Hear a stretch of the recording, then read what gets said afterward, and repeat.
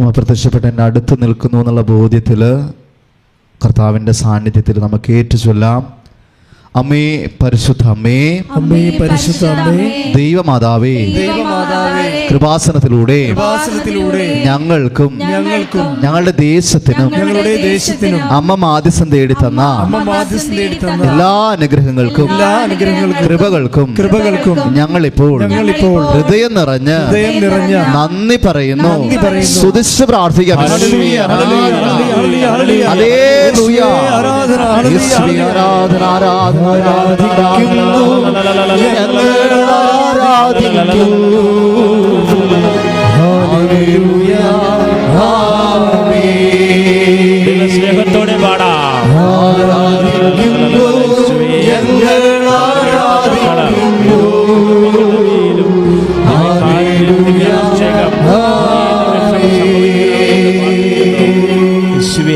അമ്മേ പരിശുദ്ധ അമ്മേ, അമ്മേ പരിശുദ്ധ അമ്മേ, ദൈവമാതാവേ, ദൈവമാതാവേ, 2004 ഡിസംബർ 7-ാം തീയതി ഉച്ച കഴിഞ്ഞ് 2:30 കൃപാസനത്തിൽ സംഭവിച്ച അമ്മയുടെ പ്രത്യക്ഷപ്പെടലിനെ കുറിച്ച് തിരുസഭയ്ക്ക് സമർപ്പിച്ചിരിക്കുന്ന പഠനരേഖകളുടെ വസ്തുനിഷ്ഠവും ദൈവശാസ്ത്ര വിധിപ്രകാരമുള്ളതുമായ അന്വേഷണ പഠനങ്ങൾ നടത്തി ആ പ്രത്യക്ഷപ്പെടലിലൂടെ പ്രകടമായ ദൈവമാതാവിന്റെ പ്രത്യേക കരുതലും സംരക്ഷണവും വെളിപ്പെടുത്തുന്ന പീഡിതരുടെ ആശ്വാസവും പ്രവാചകന്മാരുടെ രാജ്ഞിയും വാഗ്ദാനത്തിന്റെ പേടകവും പ്രപഞ്ച പ്രകൃതിയുടെ മാതാവുമായ പരിശുദ്ധ അമ്മയുടെ ഭക്തി തിരുസഭയിൽ കൂടുതൽ പ്രചരിച്ച് ജീവിതത്തിന്റെ ദുരന്ത അവസ്ഥകളിൽ അകപ്പെട്ട് കഴിയുന്ന അനേകായിരം മക്കൾക്ക് ദൈവത്തിന്റെ സാന്നിധ്യവും സന്ധിപ്പും കൂടുതൽ അനുഭവിക്കുക വഴി ആത്മീയ വിശുദ്ധി ദൈവശക്തി കൈവരിക്കുവാൻ ഞങ്ങളുടെ കുടുംബങ്ങളെ ഇടയാക്കണമേ. സ്തുതിച്ച് പ്രാർത്ഥിക്കാം. Hallelujah, hallelujah. ഓരോ കുടുംബങ്ങളെയും സ്പർശിക്കുന്ന നന്ദി പറയുന്നു.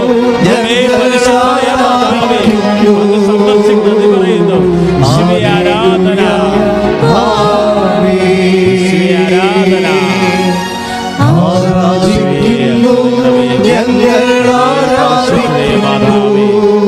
അത്ഭുതകരമായ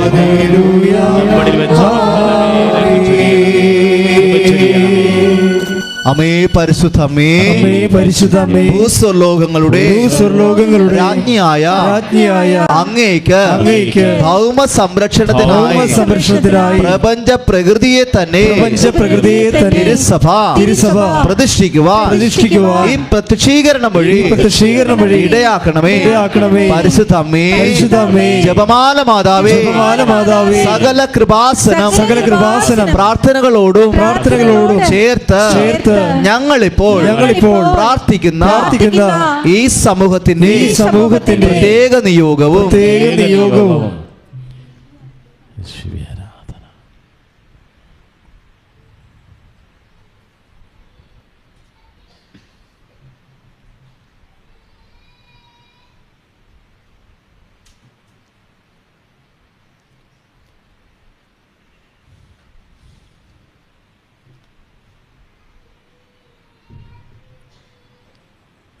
ഏറ്റുചൊല്ലി പ്രാർത്ഥിക്കാം. അമ്മയുടെ പ്രത്യക്ഷീകരണത്തിന്റെ ഈ അനുഗ്രഹവേളയിൽ ഞങ്ങൾക്ക് സാധിച്ചു തരുവാൻ കനിയണമേ. ആമേൻ. സ്തുതിച്ച് പ്രാർത്ഥിക്കാം.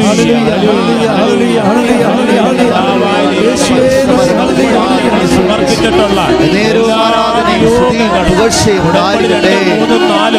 6 വീണ്ടും 7 തവണകൾ പുതുക്കി സമർപ്പിച്ച നിയോഗങ്ങളുടെ മേൽ ഓൺലൈൻ ആയിരുന്നുകൊണ്ട് ഈ ശുശ്രൂഷ യേശുവേ ആരാധന ആരാധന ആരാധന ആരാധന ആരാധന ആരാധന ആരാധന ആരാധന ഹല്ലേലൂയ ഹല്ലേലൂയ ഹല്ലേലൂയ ഹല്ലേലൂയ ഹല്ലേലൂയ യേശുവേ യേശുവേ ആരാധന ആരാധന ആരാധന സാന്നിധ്യം വെളിപ്പെടുത്തണമേ.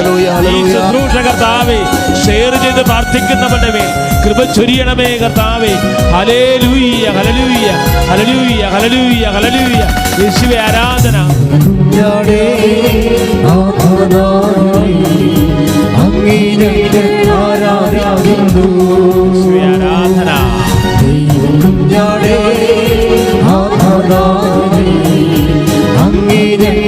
ആരാധന കൊല്ലപ്പെട്ടവനെ ജീവനാഥനെ അങ്ങേ ആരാധിക്കുന്നു. കൊല്ലപ്പെട്ടവനെ ജീവനാഥനെ അങ്ങേ ആരാധിക്കുന്നു. പ്രാർത്ഥിക്കുക. കർത്താവ് ദൈവമേ, ഈ ആരാധനയിലെ എന്റെ കൈകൊണ്ട് അങ്ങയെ തൊടാൻ എന്റെ ഹൃദയം കൊണ്ട് അങ്ങയെ അനുഭവിക്കുവാൻ എന്റെ അന്തരംഗങ്ങളെ ആശീർവദിക്കണമേ, അഭിഷേകം ചെയ്യണമേ. ശ്രദ്ധിക്കട്ടെ. യേശുവേ ആരാധന ഹല്ലേലൂയ യേശുവേ ആരാധന ഹല്ലേലൂയ ഹല്ലേലൂയ ഹല്ലേലൂയ ഹല്ലേലൂയ.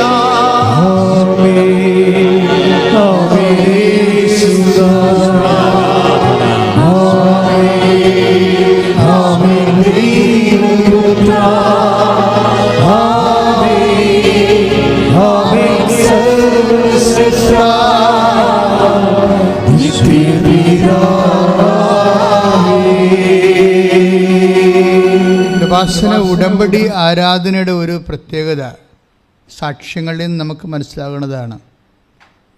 അതായത് ഉടമ്പടി ആരാധന ഓൺലൈനിൽ കൂടിയാലും അതുപോലെ തന്നെ പഴയ ആരാധനകൾ എടുത്തു കൂടിയാലും ഒക്കെ അതിലൂടെ ദൈവം നമ്മോട് ആത്മാർത്ഥമായിട്ട് ദൈവത്തെ തേടുന്നവർക്ക് ദൈവം എക്കാലങ്ങളിലും സമീപസ്ഥനാണ്. സങ്കീർത്തകൻ്റെ ആഴമായ ദൈവാനുഭവമാണ്. ആത്മാർത്ഥതയോടെ ദൈവത്തെ അനുഭവിക്കണം, ദൈവത്തെ തേടണം എന്നുള്ള ഉദ്ദേശത്തോടു കൂടിയാണ് നമ്മൾ ദൈവത്തെ തേടുന്നതെങ്കിൽ ഏത് മീൻസിലൂടെയും ഏത് മാർഗത്തിലൂടെയും ദൈവത്തെ നമുക്ക് സമീപസ്ഥനാണ്, ദൈവത്തെ നമുക്ക് അനുഭവിക്കാൻ കഴിയും. കഴിഞ്ഞ ദിവസങ്ങളിലെ ഒരു കണ്ണൂർ സഹോദരിയുടെ സാക്ഷ്യം, ബിന്ദു ആൻഡു, അവരുടെ ഒരു സാക്ഷ്യം ഒരു പ്രത്യേക സാക്ഷ്യമാണ്. നിങ്ങളെല്ലാവരും അത് ശ്രദ്ധിച്ചു കഴിഞ്ഞാൽ നിങ്ങൾക്ക്, അതായത് ഈ അവരുടെ പ്രശ്നം ആദ്യം പറയാം. അവർ ഉടമ്പടി ചെയ്യാനുണ്ടായ ഒരു സാഹചര്യമുണ്ട്. അതായത് അത് നമ്മളെ സംബന്ധിച്ചിടത്തോളം കുറച്ചുകൂടി ചിലപ്പോൾ അത് ബാധകമാകും. അവർക്ക് ഉള്ളൊരു വിഷയം ജപ്തിയാണ്. ഇപ്പം മാർച്ച് മാസം കഴിഞ്ഞില്ലേ ഇപ്പോൾ അല്ലേ? മാർച്ച് മാസം എല്ലാവർക്കും ഇപ്പോൾ ബാങ്കിൽ നിന്നൊക്കെ പേപ്പർ വന്നുകൊണ്ടിരിക്കുന്ന സമയമാണ്. അപ്പോൾ ഇവർക്ക് ജപ്തി, പേപ്പറല്ല വന്നത്, ജപ്തിയാണ് വന്നത്. കൃപാസനത്തിൽ ജപ്തി വന്ന അയാൾ അന്ന് തന്നെ കാണും, പിന്നെ അയാളെ മാറ്റി വെക്കത്തില്ല. അടിയന്തര വിഷയങ്ങളെല്ലാം കാണും. നിങ്ങൾ ഉടമ്പടി ഒന്ന് പുതുക്കി കറക്റ്റായിട്ട് നിന്നാൽ മതി. ഉടമ്പടി ബേസ്ഡായിട്ട് നിങ്ങൾ സിൻസിയറാണെന്ന് ഞങ്ങൾക്ക് ഓഫീസിന് തോന്നിയാൽ നിങ്ങളുടെ ഏത് വിഷയവും ഏത് സമയത്തും എടുക്കും. വിഷയത്തിനാണ് പ്രാധാന്യം, വ്യക്തികൾക്കൊന്നും ഒരു പ്രാധാന്യമില്ല. വെച്ച് കഴിഞ്ഞാൽ ഇപ്പോൾ സ്വാധീനവും അങ്ങനെ ഏതെങ്കിലും തരത്തിലുള്ള ഒരു രീതിയിൽ നമുക്ക് ഉടമ്പടിയിലേക്ക് വരാൻ പറ്റത്തില്ല. അതുകൊണ്ടാണ് റെക്കമെൻഡേഷൻസ് ഒന്നും സ്വീകരിക്കാത്തത്. നിങ്ങൾക്ക് വിഷയം ഓഫീസിൻ്റെ പറയുക, അത് കറക്റ്റായിട്ട് അവർക്ക് തോന്നിയാൽ തീർച്ചയായിട്ടും നിങ്ങൾ ഉടമ്പടി ഫിറ്റാണെങ്കിൽ നിങ്ങൾ അപ്പം തന്നെ കാണാൻ പറയും. ഉടമ്പടി ഫിറ്റായി നിർത്തണം എപ്പോഴും. കാര്യം അങ്ങനെയാണ് ഈ ആൾക്കാർ സാക്ഷ്യങ്ങളെല്ലാം പറഞ്ഞു കൂട്ടണത്. സുനിൽകുമാർ, വിഴിഞ്ഞം ഫൊറോണ, ട്രിവാൻഡ്രം. അപ്പം അയാളുടെ കുറേ പ്രശ്നങ്ങളുണ്ട്.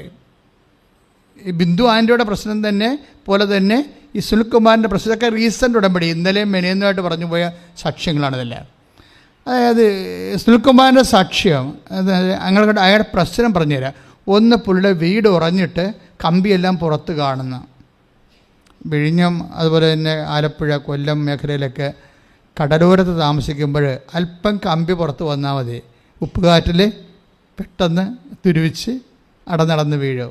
നമ്മൾ എത്ര ഭംഗിയായിട്ട് ചെയ്താലും ഭയങ്കര കഷ്ടപ്പാടാണ്. അപ്പോൾ ഇദ്ദേഹത്തിൻ്റെ വീട് അങ്ങനെ വന്നത് അദ്ദേഹം പറയണത് 12 വർഷമായി എൻ്റെ വീട് ഇങ്ങനെ ഉറഞ്ഞ് കമ്പി പുറത്ത് കാണുമ്പോൾ ഉപ്പുകാറ്റടിച്ചിട്ട് അത് തുരുമ്പിച്ചിട്ട് അത് നടന്ന് വീഴും. അതാണ് ഒരു പ്രശ്നം. രണ്ടാമത്തെ പ്രശ്നം എന്ന് പറയുന്നത് അദ്ദേഹത്തിന് 5.5 ലക്ഷം രൂപ കടമുണ്ട്. അതാണ് ഒരു പ്രശ്നം. അപ്പോൾ വീട് ഒരു പ്രശ്നം, പിന്നെ എന്താണ്, കടം വേറെ പ്രശ്നം. ഇനി കൊറോണയാണ്, അതുകൊണ്ട് ജോലിയില്ല. ആർക്ക്? അപ്പനും ഇല്ല ജോലി, മകനെയും ജോലിയില്ല. രണ്ടുപേർക്കും ജോലി വേണം. ഇതിലാണ് വിഷയം. അപ്പം ഇത് വെച്ച് അദ്ദേഹം ഉടമ്പടി ചെയ്യും. ഉടമ്പടി ചെയ്ത് കഴിയുമ്പോൾ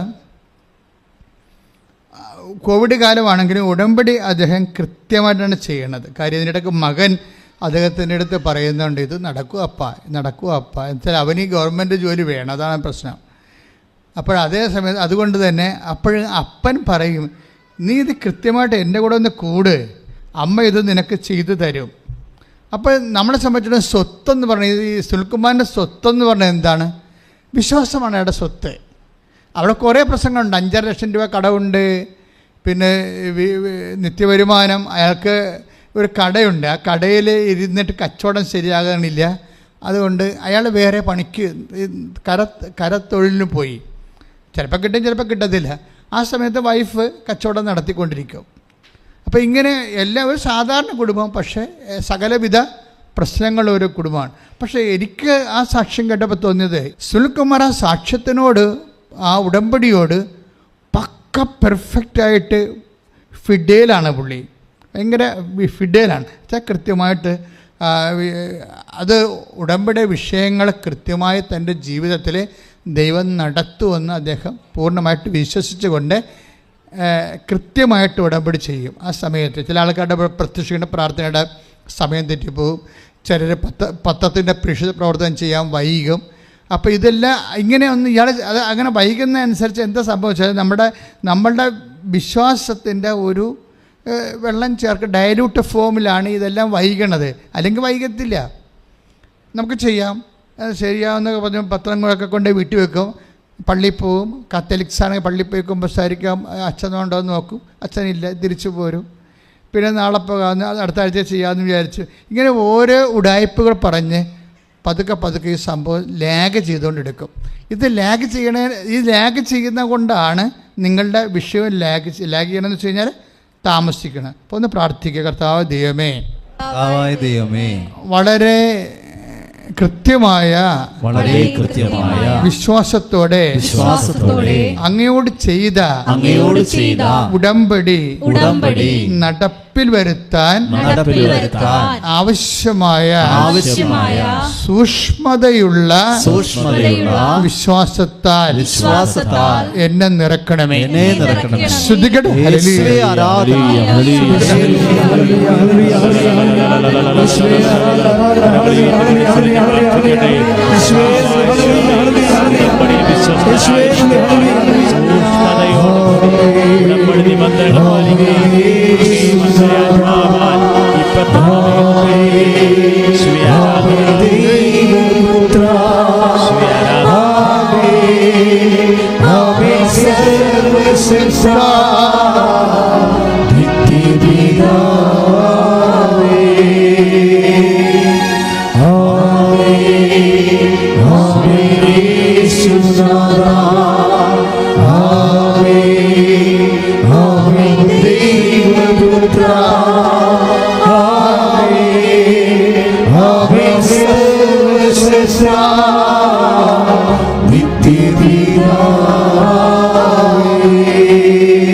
പരിശുദ്ധ പരമദിവ്യകാരുണ്യത്തിന് സ്വരത്തില് പരിശുദ്ധ പരമദിവ്യകാരുണ്യത്തിന് പരിശുദ്ധ പരമദിവ്യകാരുണ്യത്തിന് പെട്ടെന്ന് തന്നെ സുനിൽകുമാറിൻ്റെ മകന് ഒരു ഇൻ്റർവ്യൂ ഉണ്ടായി. അദ്ദേഹത്തിന് ജോലി കിട്ടി, ഒരാഴ്ചക്കുള്ളിൽ ജോലി കിട്ടി. പക്ഷേ ജോലി കിട്ടിയെങ്കിലും അവിടെ ഒരു എക്സർസൈസിൻ്റെ ഭാഗമായിട്ട് വന്ന് അദ്ദേഹത്തിൻ്റെ ഇവിടെ എവിടെയോ പോലീസിലോ മറ്റേ CRPയിലോ അങ്ങനെ ഫോഴ്സിലാണ് ജോലി കിട്ടിയിരിക്കുന്നത്. അപ്പോൾ ജോലി കിട്ടിയ ഉടനെ എൻ്റെ എക്സർസൈസ് വന്ന് 50 കിലോ ഉള്ള ചാക്ക് ഇങ്ങനെ ചുമന്നുകൊണ്ട് മുതുകത്ത് എടുത്തുകൊണ്ട് പോകുന്ന സമയത്ത് ഇടറിപ്പോയി, ഒടിഞ്ഞു പോയി. ഇവിടെ 50 കിലോ ചാക്ക് എടുത്തുകൊണ്ട് പോകുന്ന സമയത്ത് ഇവിടുത്തെ പിൻകഴുത്തിൽ അസ്ഥി എന്തോ ഇങ്ങനെ വിട്ടുപോയി, അവിടെ ഒരു അള പോലെയായിപ്പോയി. അപ്പോൾ ചില സമയത്ത് എങ്കിലും അപ്പോൾ ഇവൻ ചോദിക്കുന്നുണ്ട്, ഇത് ശരിയാകും അപ്പാ, ഇനി എൻ്റെ ജോലി പോകുക എന്നൊക്കെ ചോദിക്കുന്നുണ്ട്. അപ്പോൾ ഞാൻ വീട്ടിൽ കൊണ്ടുവന്നിട്ട് സുനിൽകുമാർ എന്നാ ചെയ്യണമെന്ന് വെച്ച് കഴിഞ്ഞാൽ പ്രാർത്ഥിച്ചിട്ട് ഉടമ്പടി തൈലം ആ വിട്ടുപോയ സ്ഥലത്ത് ആ ഗ്യാപ്പിൽ വിശ്വപ്രമാണം ചൊല്ലി തേച്ചുകൊണ്ടിരിക്കും. 2 ദിവസം 2 ആഴ്ച പ്രാർത്ഥിച്ച്. അപ്പോൾ ഒരു ഇഷ്യൂ വരുമ്പോൾ വിശ്വാസത്തിൽ എങ്ങനെയാണ് ആ മനുഷ്യനെ കൈകാര്യം ചെയ്യണത്? അത്ര വലിയ പ്രായമുള്ള ആളൊന്നുമില്ല, 40 വയസ്സ് കാണും, അത്രേ ഉള്ളൂ. അപ്പോൾ ആ മനുഷ്യൻ്റെ പക്ഷേ വിശ്വാസം കുറച്ചുകൂടി സ്റ്റാൻഡേർഡ് ഫെയ്ത്താണ്. അതുകൊണ്ടാണ് എൻ്റെ അകത്ത് കൃത്യമായിട്ട് ഈ ഉടമ്പടി തൈലം ഈ മനുഷ്യൻ വിശ്വാസപ്രമാണം ചൊല്ലി ഈ പിൻകഴുത്തിലെ കുഴിയിൽ തേച്ച് വിശ്വാസപ്രമാണം ചൊല്ലി കുരിച്ചിട്ട് അത് നമ്മൾ വിചാരിക്കുന്ന സമയത്തിനേക്കാൾ നേരത്തെ അത് നികന്നു പോകും. Praise the Lord. ഹല്ലേലൂയ. യേശുവേ സ്തോത്രം. അപ്പോൾ പിന്നെ അദ്ദേഹം ആ ഉടമ്പടി ഫോളോ ചെയ്ത് അങ്ങനെ പോവുകയാണ്. അപ്പോഴേ അദ്ദേഹത്തിൻ്റെ അപ്പം മരിക്കും. അപ്പോൾ ഒരു ഉടമ്പടി ഫോളോ ചെയ്യുന്നതിൻ്റെ ഇടയ്ക്ക് സംഭവിക്കുന്ന കാഷ്വാലിറ്റീസ് വിശ്വാസി എങ്ങനെ കാണുന്നു, അവിശ്വാസി എങ്ങനെ കാണുന്നു, അതൊരു വിഷയമാണ്. അപ്പോൾ നിങ്ങളവർക്ക് അപ്പനെന്ന് പ്രായമുള്ള അപ്പനാണ്, പക്ഷേ അപ്പൻ മരിക്കുന്നതിന് മുമ്പ് ഇയാളോട് ഒരു 5000 രൂപ ചോദിച്ചായിരുന്നു അപ്പൻ. അപ്പം അങ്ങനെ ചോദിക്കുന്ന ആളല്ല.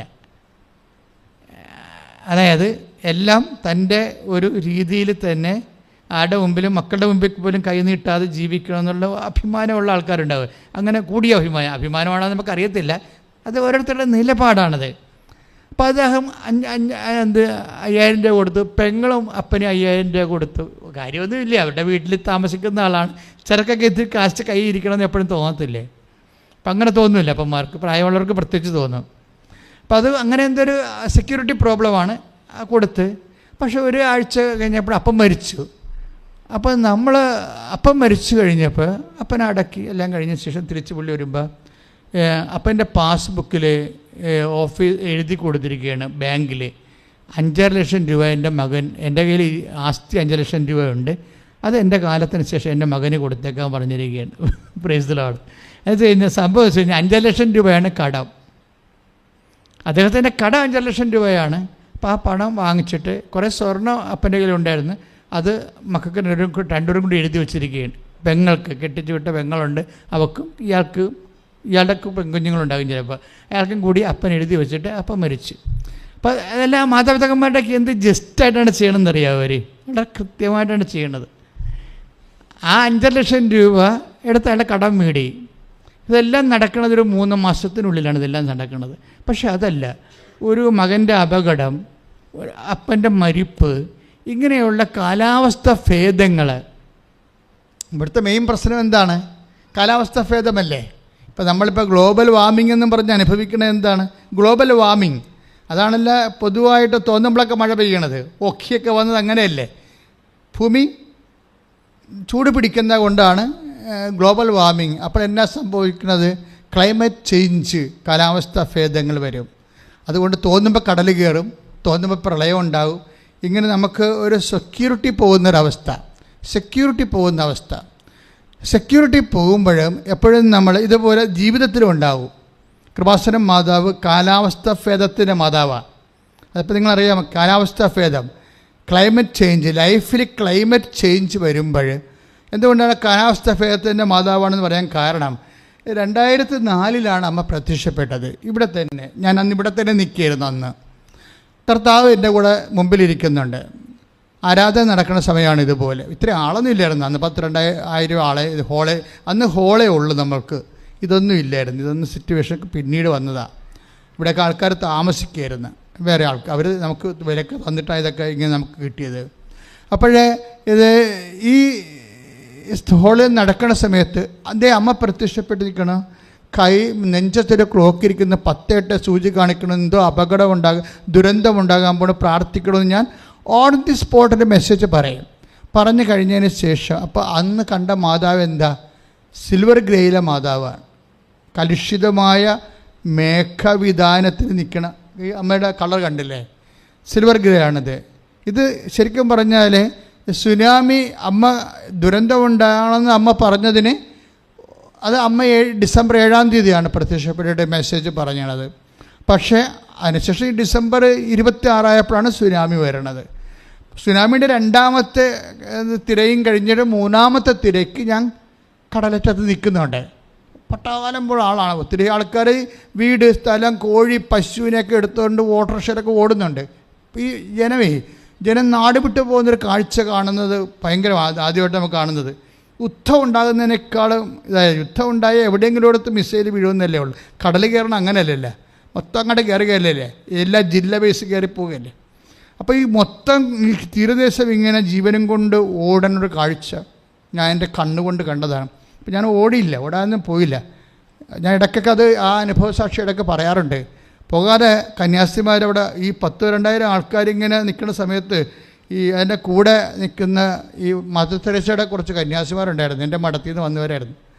അപ്പോൾ അവർ വന്നപ്പോൾ അവരോട് പരിചയം ഉണ്ടാകാൻ ഞാൻ അവരോട് പറഞ്ഞൊക്കെ പോയി പ്രാർത്ഥിക്കാമെന്ന് പറഞ്ഞു. ഈ 3ാമത്തെ സാധനം വന്ന് കയറിയ വീടെല്ലാം നാട്ടുകാരെല്ലാം ഒഴുകിപ്പോയി മരിച്ചു പോകും. കാണത്തുകൂടിയില്ല, എവിടെ പോകണമെന്ന് പോലും അറിയാൻ പറ്റത്തില്ല. ആന്ധ്രയിൽ മരിച്ചൊരു ആലപ്പുഴ അടിഞ്ഞു അന്നത്തെ കാലത്ത്, ആളറിയാൻ പാടില്ലാതെ അവർക്ക് അറിയത്തില്ല, അവർ എഴുതിക്കൂട്ടിപ്പോയി. അപ്പോൾ ഇതാണ്, എന്തെങ്കിലും സംഭവിച്ച ആരുമില്ലേ, അതെപ്പോഴും നമ്മൾ ഓർത്ത് ജീവിക്കണം. നമുക്ക് ആരോ ഉണ്ട്, എന്തോ ഉണ്ടെന്നൊക്കെ പറയുന്നത് വെറുതെ ഒരു സ്വപ്നം പോലെ ഉള്ള ഒരു സെക്യൂരിറ്റിയാണ്. ദൈവം മാത്രമേ നമ്മുടെ കൂടെയുള്ളൂ. ശ്രുതികട്ടെ ഹല്ലേലൂയ.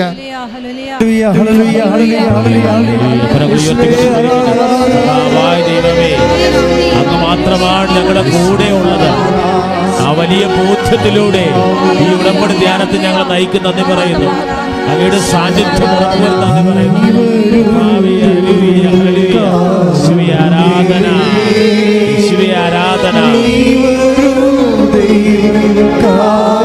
ആരാധന. ചേർന്ന് പാടാം.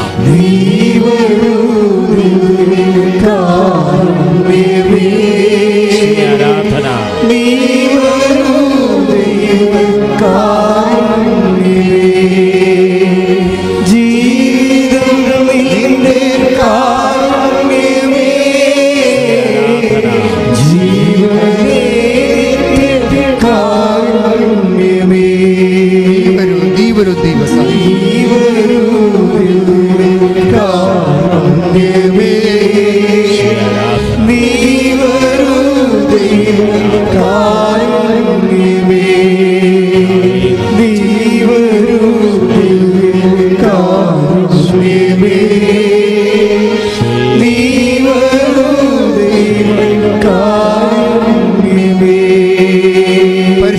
പരമദിവ്യകാരുണ്യത്തിന്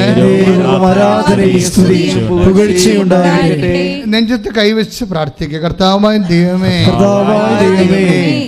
ഉടമ്പടിയുടെ ഉൾക്കാമ്പുകള്, ഉൾക്കാഴ്ചകള് ഞങ്ങൾക്ക് അഭിഷേകമായി ആന്തരിക ബോധ്യം നൽകണമേ.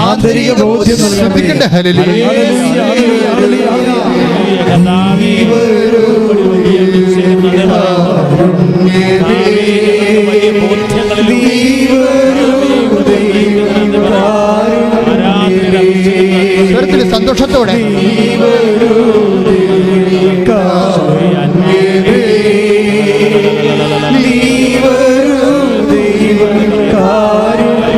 ശ്രദ്ധിക്കട്ടെ, ഭാഷാപരത്തോടെ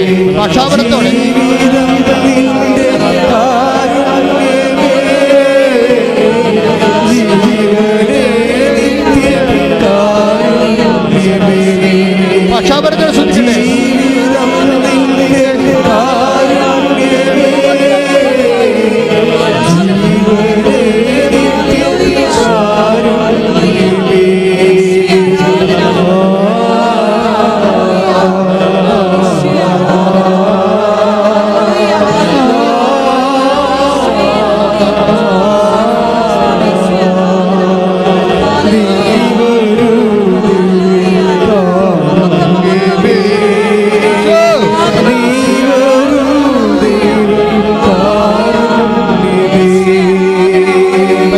പരമദിവ്യകാരുണ്യത്തിന് ആരാധനയും സ്തുതിയും പുകഴ്ചയും ഉണ്ടായിരിക്കട്ടെ. ഓൺലൈനിലുള്ളവരും പ്രാർത്ഥിക്കുക, നിങ്ങളും പ്രാർത്ഥിക്കുക. കർത്താവായ ദൈവമേ, അങ്ങയെ സ്നേഹിക്കുവാൻ ഈ നിമിഷം നൽകിയതിനെ ഓർത്ത് നന്ദി പറയുന്നു. കർത്താവേ, അങ്ങയുടെ ഹൃദയത്തെ സ്പർശിക്കുന്ന വിധത്തില് ഞങ്ങൾക്ക് വചനം നൽകണമേ, പ്രാർത്ഥന നൽകണമേ.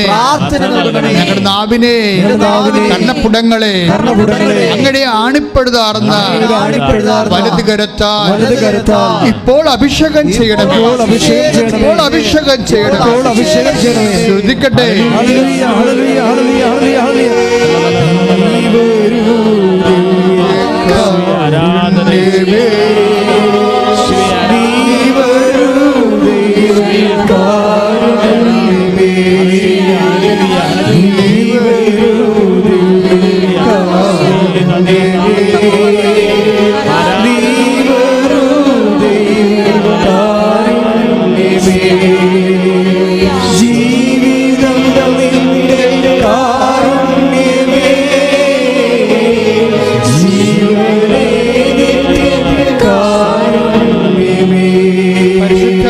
ദിവ്യകാരുണ്യത്തിന്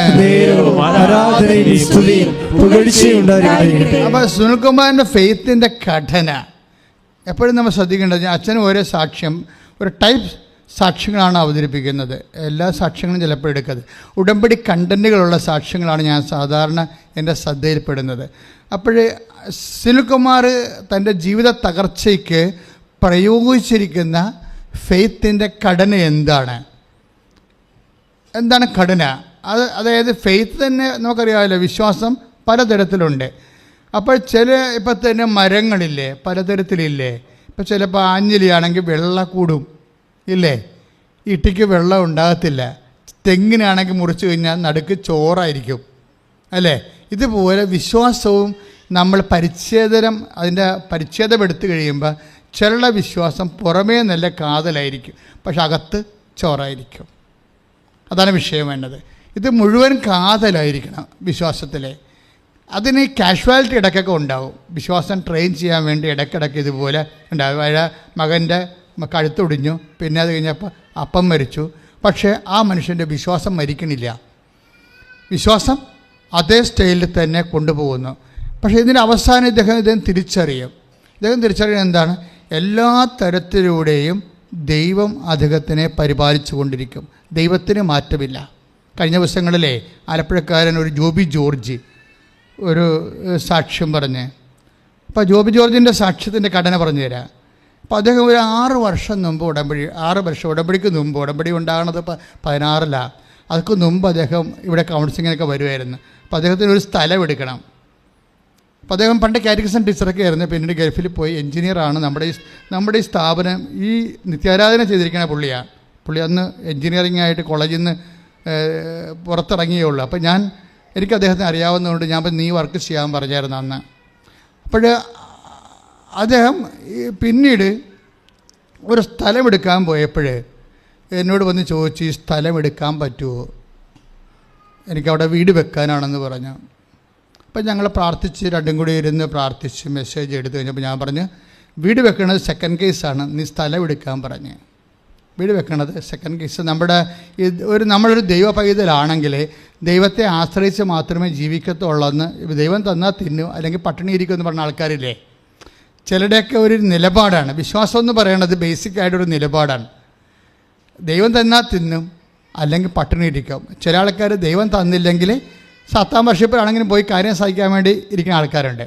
ഇല്ല, അതാണ് എപ്പോഴും നിങ്ങളുടെ വിശ്വാസം അതായത് നിങ്ങളുടെ കറക്റ്റ് ആൾക്കാരാണ്, അകത്ത് ചോറാണ് എന്നൊക്കെ ദൈവം പരിശോധിക്കും. അതെപ്പോഴും ഈ പരിശോധന എപ്പോഴും പറയണത് അത്ര സുഖമുള്ള ഒരു ഫോർമാറ്റിലല്ല.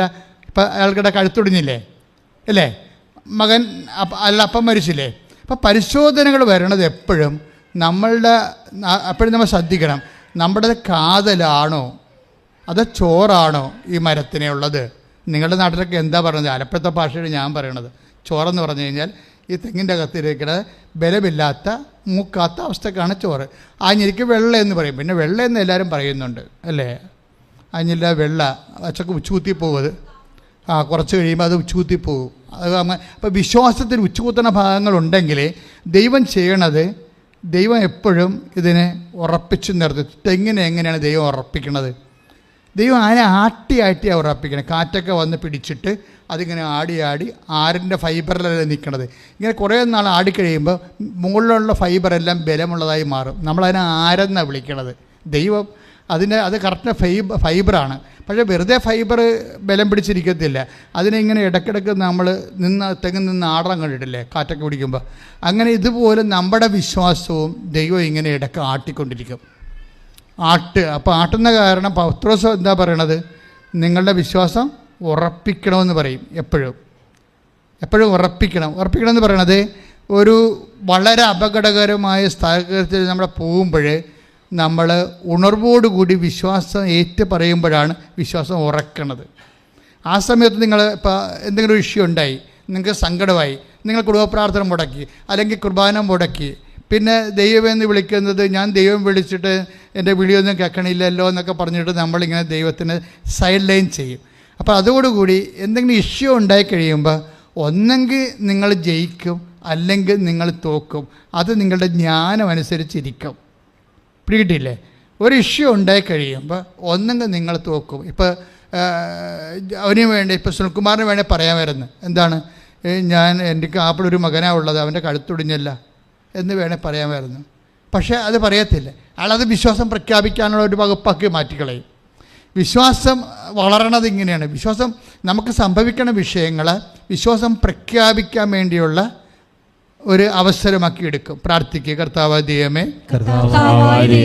എൻ്റെ ജീവിതത്തിലും ഇങ്ങനെ വിശ്വാസം ഉറപ്പിക്കാൻ വേണ്ടി പരീക്ഷണങ്ങൾ ഉണ്ടാകുമ്പോഴേ അത് മനസ്സിലാക്കാനും വിശ്വാസത്തില് ഉറച്ചു നിൽക്കാനും വിശ്വാസം പ്രഖ്യാപിക്കാനും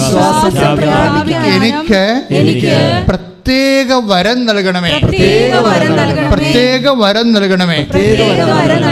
ശ്രദ്ധിക്കട്ടെ.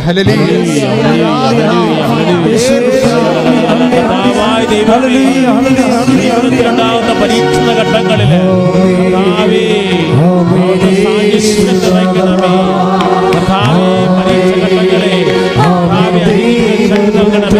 പരഘോഷത്തോടെ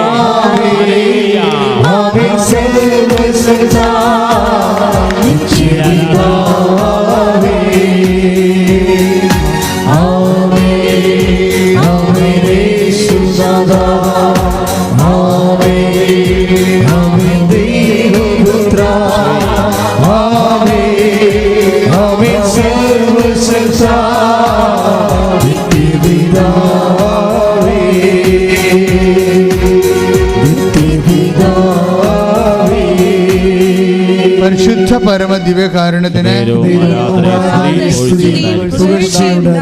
അപ്പൊ ജോർജിന്റെ സാക്ഷ്യം എന്ന് വെച്ചാൽ ആ സാക്ഷ്യത്തിന്റെ ഘടന ഒന്ന് പരിശോധിക്കുന്നത് നല്ലതായിരിക്കും. ഇദ്ദേഹം ഈ സ്ഥലം എടുത്തു, മെസ്സേജ് പ്രകാരം എടുത്തതാണ്, അവിടെ വീട് വെക്കാൻ വേണ്ടി എടുത്തതാണ്. പക്ഷേ സ്ഥലം എടുക്കാൻ വേണ്ടി അവിടെ അളക്കാൻ വേണ്ടി ചെന്നപ്പോൾ അവിടെ ആൾക്കാർ വടിവാളം കൊണ്ട് നിൽക്കണം. ഇതിനകത്ത് വരുന്നൊരു വിഷയം എന്താ? മെസ്സേജ് എടുത്തതാണ് അല്ലേ, സ്ഥലം എടുക്കാൻ ഈശോ പറഞ്ഞതാണ്. പക്ഷെ അവിടെ ചെല്ലുമ്പോൾ എന്താ പറയണത്? വടിവാളം കൊണ്ട് നിൽക്കണം. അപ്പോൾ നമ്മൾ വിശ്വസിക്കണതും നമുക്ക് സംഭവിക്കണതും തമ്മിൽ ചില സമയത്ത് രണ്ട് കാര്യങ്ങളായിരിക്കും. അയ്യോ പാപി ആയിട്ടുള്ള വിശ്വാസക്കാരാണെങ്കിൽ അപ്പം തന്നെ വിശ്വാസത്തെ സംശയിക്കും, മെസ്സേജിനെ സംശയിക്കും, പലതരത്തിൽ സംശയിക്കും. ഈ സംശയമാണെന്ന് ചോറെന്ന് പറയുന്ന കാര്യം. ഇതിൻ്റെ അത് കാമ്പില്ലാത്ത സാധനം. വിശ്വാസത്തിനകത്ത് കാമ്പില്ലാത്ത അവസ്ഥ, വെള്ളയെന്ന് പറയണത് എന്തുമാത്രം സംശയമുണ്ട്, അതാണ് വിഷയം. അപ്പോൾ ഈ പ്രശ്നങ്ങൾ ഉണ്ടായെങ്കിലും കർത്താവ് പറഞ്ഞതല്ലേ ഈ സ്ഥലം എടുക്കാൻ. വടിവാളം കൊണ്ട് നിൽക്കണേ, തല്ലാനും ബഹളം ഉണ്ടാക്കാൻ. അവർ തമ്മിൽ ആ സ്ഥലം എടുക്കാൻ വേണ്ടി വേറെ രണ്ടാൾക്കാർ ഉദ്ദേശിച്ചിട്ടുണ്ടായിരുന്നു. അവർക്ക് കിട്ടാത്തതിൻ്റെ ചുരുക്കമാണ് ഇവിടെ നിന്നെ പൊറുപ്പിക്കത്തില്ലെന്ന് പറയണത്. അതാണ് വിഷയം. പക്ഷേ അയാൾ സ്ഥലമെടുത്തു. എന്താ? ഈശോ പറഞ്ഞാണ് സ്ഥലം എടുക്കാൻ. ഇഷ്യൂ ഉണ്ടെങ്കിൽ സ്ഥലമെടുത്തു. പിന്നെ അദ്ദേഹം ഗൾഫിൽ പോയി ജോലിയും കഴിഞ്ഞ് 6 കൊല്ലം കഴിഞ്ഞപ്പോഴത്തേക്ക് ജോലി നഷ്ടപ്പെട്ടു. അവിടെ സ്ഥലമെടുത്തു. പക്ഷേ ഈ വടിവാളും വേല പടിഞ്ഞൊക്കെ ഉള്ള കാരണം അവിടെ വീട് വെച്ചില്ല. അയാൾ തിരിച്ചു വന്ന് ഇപ്പോൾ ആ സ്ഥലം രണ്ടാമത് ഉടമ്പടി പുതുക്കി. അപ്പം പിന്നെ ഉടമ്പടിയുടെ കാലമായി. ഉടമ്പടി നാട്ടിലൊക്കെ വരുമ്പോൾ ഉടമ്പടി എടുക്കും, ഒന്നാമത്തെ ഉടമ്പടി പുതുക്കി, രണ്ടാമത്തെ ഉടമ്പടി പുതുക്കിയപ്പോൾ അത് വെക്കണത് സ്ഥലം വിൽക്കാൻ എടുത്ത സ്ഥലം വിൽക്കാൻ വേണ്ടിയാണ്. രണ്ടാമത് ഉടമ്പടി പുതുക്കിയപ്പോൾ വെച്ചിരിക്കണത്. എന്ന് വെച്ചാൽ അവിടെ വീട് വെക്കാൻ അദ്ദേഹം ഉദ്ദേശിച്ചില്ലായിരുന്നു, അവിടെ വീട് വെച്ചുമില്ല. ഇപ്പോൾ സ്ഥലം വിൽക്കാൻ വേണ്ടി ഇദ്ദേഹം രണ്ടാമത് ഉടമ്പടി പുതുക്കി വെച്ച് ഈ സ്ഥലത്തേക്ക് ചെല്ലും, സ്ഥലം വിൽക്കാൻ വേണ്ടി. അപ്പോൾ അവിടെ നിങ്ങൾ ചേർത്തി 6 മണിക്കാണ് ഇയാൾ ചെല്ലണത്. ആ പണ്ടത്തെ പ്രശ്നം ഉണ്ടാക്കിയ ചേർത്തി തിരിച്ചു വരും. ആ ചേട്ടനും മക്കളൊക്കെ കൊണ്ടായിരുന്ന ആണ് പ്രശ്നം ഉണ്ടാക്കിയത്. ആ മകനില്ല, ഇപ്പം ചേർത്തി വരും. എന്താണ് അത് രാവിലെ ഒന്ന് നീ വയ്ക്കും വരുമ്പോൾ നീ എന്താ ഞാൻ ഈ സ്ഥലം വിൽക്കാൻ പോകണം. That's okay. അപ്പോൾ എന്താ വെച്ചാൽ അവർക്ക് ഈ സ്ഥലം ഇല്ലാഞ്ഞതിൻ്റെ കാരണം അവരുടെ വീട്ടിൽ ഇന്നലെ രാത്രി ഒരു സംഭവം ഉണ്ടായി. ആ ലോഡ് ഒരു സാധനം ഇറക്കാൻ വന്നപ്പോൾ അടുത്തുള്ള ആൾക്കാർ വണ്ടി തിരിക്കാൻ സ്ഥലം കൊടുത്തില്ല. അപ്പോഴാരോ പറഞ്ഞ് ഈ സ്ഥലം നമ്മൾ വിലക്കെടുക്കുകയാണെങ്കിൽ നമുക്ക് ആരുടെ മുമ്പിൽ കൈ നീട്ടാതെ നമുക്ക് നമ്മുടെ കടയിലേക്ക് സാധനം എടുക്കാൻ പറ്റുമെന്ന് നോക്കി പറഞ്ഞ് ഒരു ഇഷ്യൂ കർത്താവ് ഉണ്ടാക്കിയതാണ് ഇന്നലെ രാത്രി. ഈ സ്ഥലം അവരെടുക്കാൻ വേണ്ടി ഒരു ഇഷ്യൂ ഉണ്ടാക്കിയതാണ്. അത് ഇഷ്യൂ ഉണ്ടായതാണ്, ഇവന് വേണ്ടി ഉണ്ടാക്കിയൊരു ഇഷ്യൂ ആണ്. അതുകൊണ്ട് സെറ്റിൽമെൻറ്റ് പെട്ടെന്ന് നടന്ന് മകനുമായിട്ട് സംസാരിച്ച് കഴിഞ്ഞപ്പോൾ മുമ്പത്തേക്കാൾ ലാഭത്തിൽ ആ സ്ഥലം അവർക്ക് കൊടുക്കാൻ പറ്റി. മനസ്സിലായേ? അപ്പോൾ എന്താ ജോബി ഇന്നലെ പറഞ്ഞ് സാക്ഷ്യത്തിൻ്റെ മെനയെന്ന് പറഞ്ഞ ഇതാണ്, എനിക്ക് വേണ്ടി കർത്താവ് ആ സ്ഥലം ഡെപ്പോസിറ്റ് ചെയ്യിച്ചതാണ്. എൻ്റെ ഞാനിപ്പോൾ കുറച്ച് ജോലി നഷ്ടപ്പെട്ടൊരു കാലമാണ്. അപ്പം ഞാൻ ആ സ്ഥലം വന്നെടുക്കുക, അവിടെ വീട് വെച്ചിരുന്നെങ്കിൽ എനിക്ക് അവിടെ താമസിക്കാൻ പറ്റത്തില്ല. അതുകൊണ്ട് അന്ന് പ്രശ്നമുണ്ടാക്കി കർത്താവ് എന്നെക്കൊണ്ട് വീട് വെപ്പിച്ചില്ല. ഇന്നിപ്പോൾ പ്രശ്നമുണ്ടാക്കി എന്നെക്കൊണ്ട് സ്ഥലം വെപ്പിച്ചു. അപ്പോൾ ഈ 2 സമയത്തും പ്രശ്നങ്ങളുണ്ട്.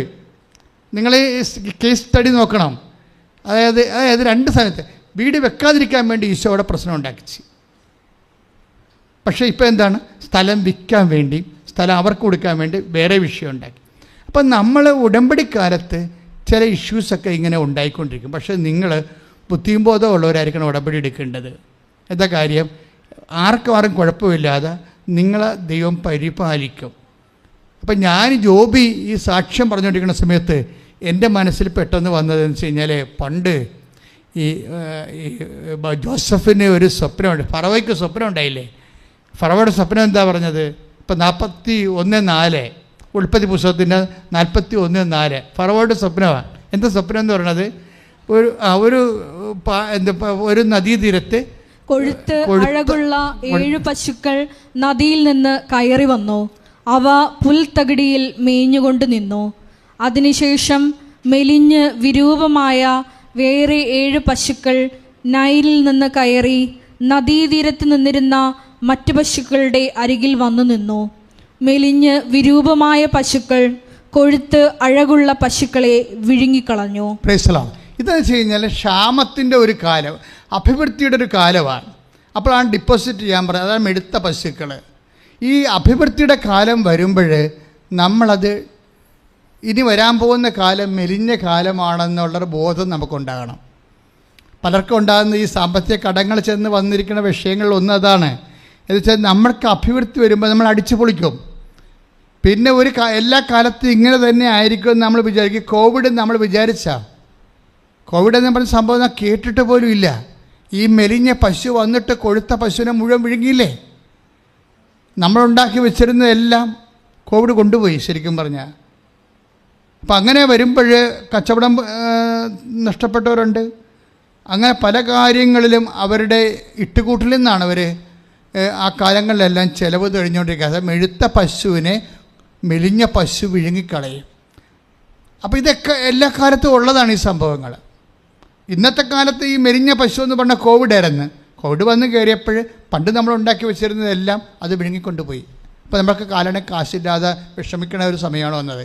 ഇന്നലെ ഞാനൊരു പെൺകുട്ടി അവളെ IELTS പ്രാർത്ഥിക്കാൻ വേണ്ടി കണ്ണൂരിൽ നിന്ന് വന്ന്.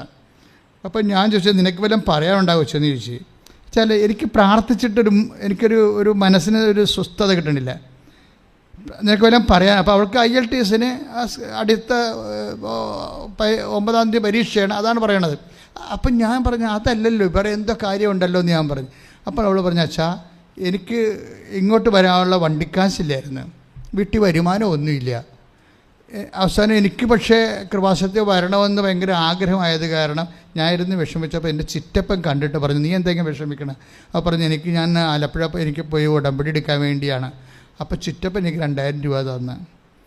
അപ്പോൾ അതാണ് അവൾക്ക് പറയാനുള്ളത്. അത് ഞാൻ മാതാവിനോട് പറഞ്ഞു. ഞാൻ പറഞ്ഞു, നിനക്കിതാണ് പറയാനുള്ളത്, IELTS അല്ല എന്നോട് പറയേണ്ടത്. നിൻ്റെ കുടുംബം പാപ്പരായ കാര്യങ്ങളാണ് പറയാനുള്ളത്. അപ്പം നിൻ്റെ മെലിച്ചിൽ ദൈവം അറിയുന്നുണ്ട്. നിൻ്റെ മെലിച്ചിൽ ഈ മണ്ണി ചവിട്ടി കഴിയുമ്പോൾ നീ എന്തുമാത്രം മെലിഞ്ഞിരിക്കണമെന്ന് നിൻ്റെ ദൈവം അറിയും. നിൻ്റെ അമ്മ നിന്നെ സംരക്ഷിക്കും. ശ്രുതിക്കട്ടെ, ശ്രുതിക്കട്ടെ. ഹല്ലേലൂയ.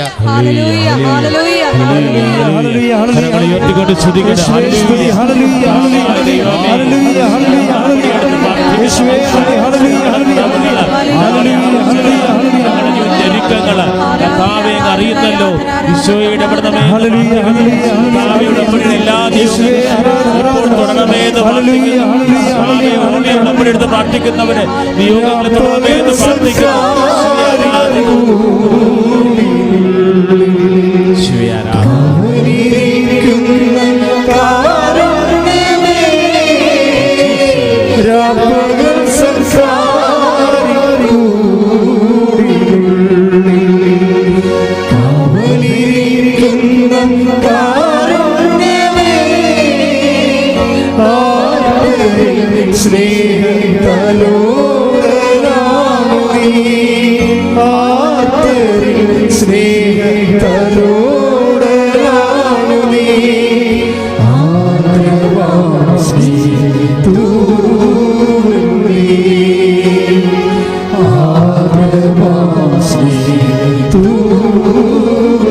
രാപ്പകൽ സക്കറാരി ഒരുമിച്ച് പാടുക.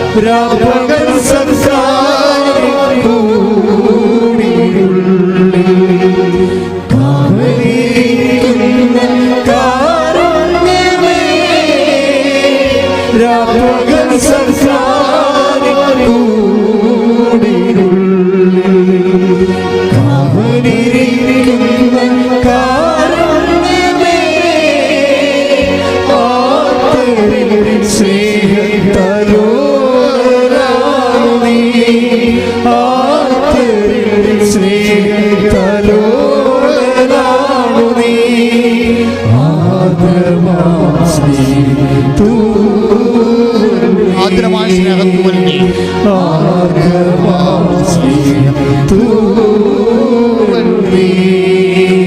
നീ വരൂ,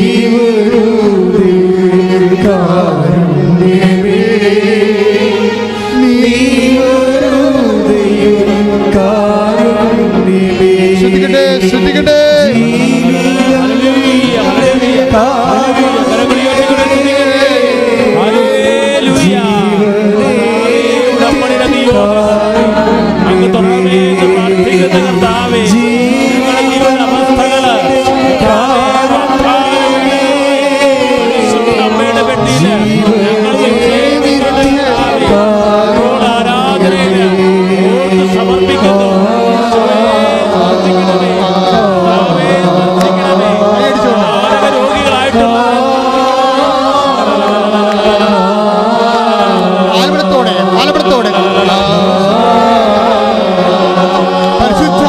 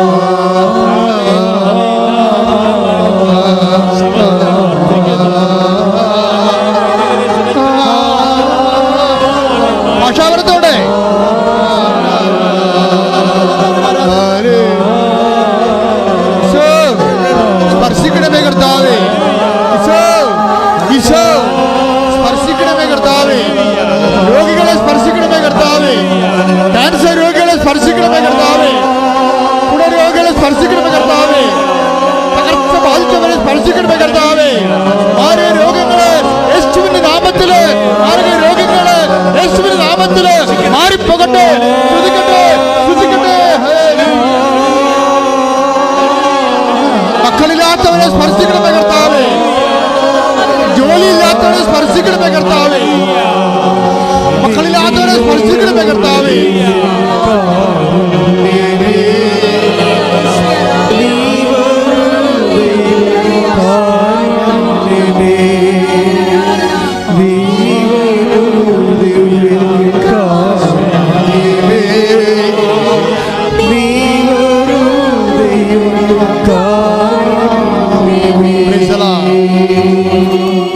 ഒരു കുഞ്ഞിനെ കർത്താവ് കാണിക്കുന്നുണ്ട്. കുഞ്ഞിന് വയറിങ്ങനെ വീർത്തിരിക്കണം. പക്ഷെ വെള്ളമല്ലെന്ന് തോന്നണത്, മാംസമായിട്ട് തന്നെ വയറ് വീർത്തിരിക്കണം. ആ കുഞ്ഞിനെ കർത്താവ്, സാധാരണ അമ്മമാർ അതിനെ ഇപ്പോഴും എടുത്തുകൊണ്ടാണ് നടക്കുന്നത്. ആ കുഞ്ഞിനെ കർത്താവ് ഇപ്പൊ സുഖപ്പെടുന്ന ഈശോ സന്ദേശമുണ്ട്. ശ്രദ്ധിക്കട്ടെ.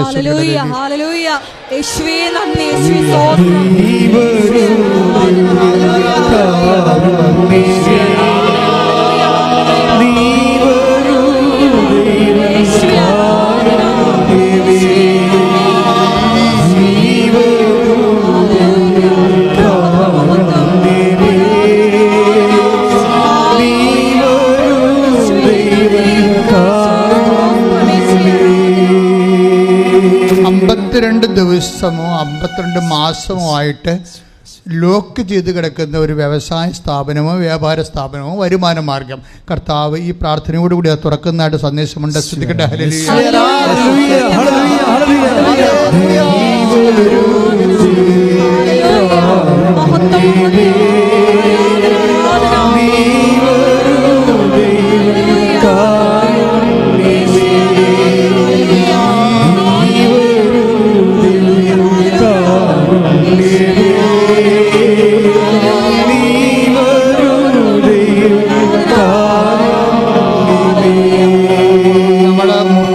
ഇങ്ങനെ പെരുമുട്ട് പോലെ വരും. മുട്ടിന് പെരുമുട്ട്, മുട്ടിന് ഇങ്ങനെ കാലുമുട്ട് കൈമുട്ട് ആ സ്ഥലത്ത് മാത്രം ഇങ്ങനെ ബൾജ് ചെയ്ത് വരും. എന്ത് രോഗമാണ് അറിയാൻ പാടില്ല. അങ്ങനെയുള്ള രോഗത്തെ കർത്താവ് സ്പർശിച്ച് സൗഖ്യപ്പെടുത്തിക്കൊണ്ടിരിക്കുന്നു. ശ്രുതികട്ടെ.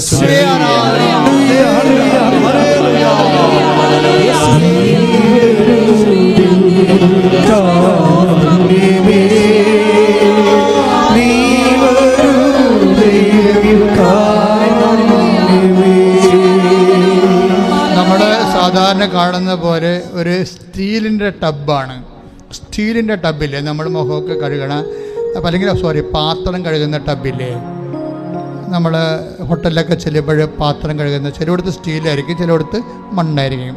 പക്ഷേ ഈ സ്റ്റീലിൻ്റെ ടബ് അത് ചിലപ്പോൾ റെസ്റ്റോറൻ്റ് ആകാം, അല്ലെങ്കിൽ ഇതുപോലെ ഹോട്ടലാകാം, ഇതുപോലെ ഫുഡ് കൊടുക്കുന്ന സ്ഥലമാകാം. അങ്ങനെയുള്ള വ്യാപാരശാലകൾ നിന്ന് പോയതോ കടമായി പോയതോ ജപ്തി നടപെടുന്നതോ കർത്താവ് ആ മേഖലയിലേക്ക് നിങ്ങളെ ഏറ്റെടുക്കുന്നു എന്നുള്ളതാണ്. നിങ്ങളുടെ കടങ്ങളെ കർത്താവ് ഏറ്റെടുക്കുന്നു. നിങ്ങളുടെ കച്ചവട കർത്താവ്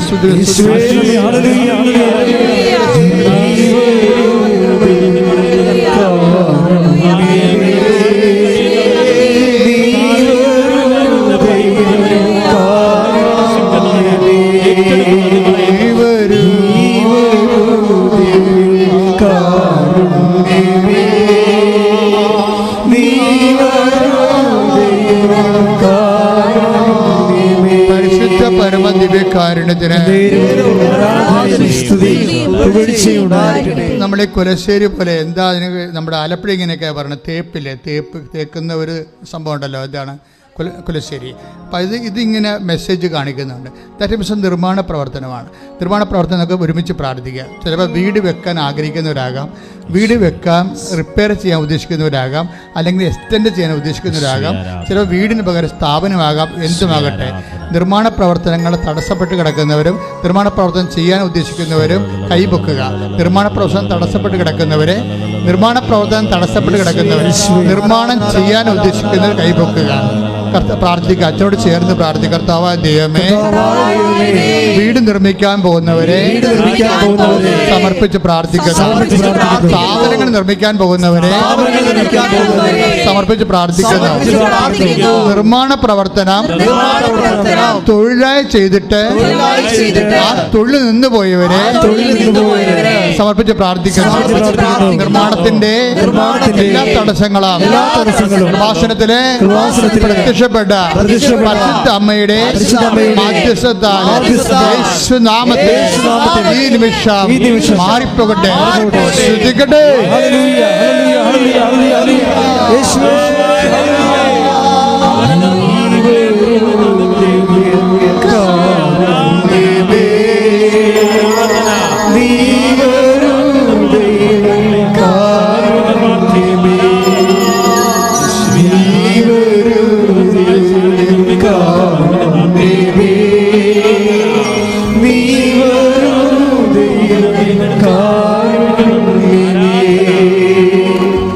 ജീവിതം നിന്റെ കാരുണ്യമേ,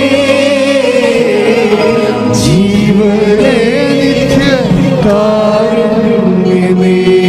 പരിശുദ്ധ പരമദിവ്യകാരുണ്യത്തിന് ആരാധനയും സ്തുതിയും പുകഴ്ചയും ഉണ്ടായിരിക്കട്ടെ. പ്രിയപ്പെട്ട ഉടമ്പടിയുടെ ഒരു പ്രധാനപ്പെട്ട മർമ്മം എന്ന് പറയുന്നത്, പല മർമ്മങ്ങൾ ഇപ്പോൾ ഈശോ ഇതിലൂടെ പറയുന്നുണ്ടല്ലേ. ചില സമയത്ത് ഇഷ്യൂസ് ഉണ്ടാകും, അത് നിങ്ങളെ ഉറപ്പിക്കാൻ വേണ്ടിയാണ് അല്ലേ. ഉടമ്പടി എടുത്തു കഴിഞ്ഞോ അല്ലെങ്കിൽ ഉടമ്പടിക്ക് എടുക്കുന്നതിന് മുമ്പൊക്കെ ഇഷ്യൂസ് ഉണ്ടാകും.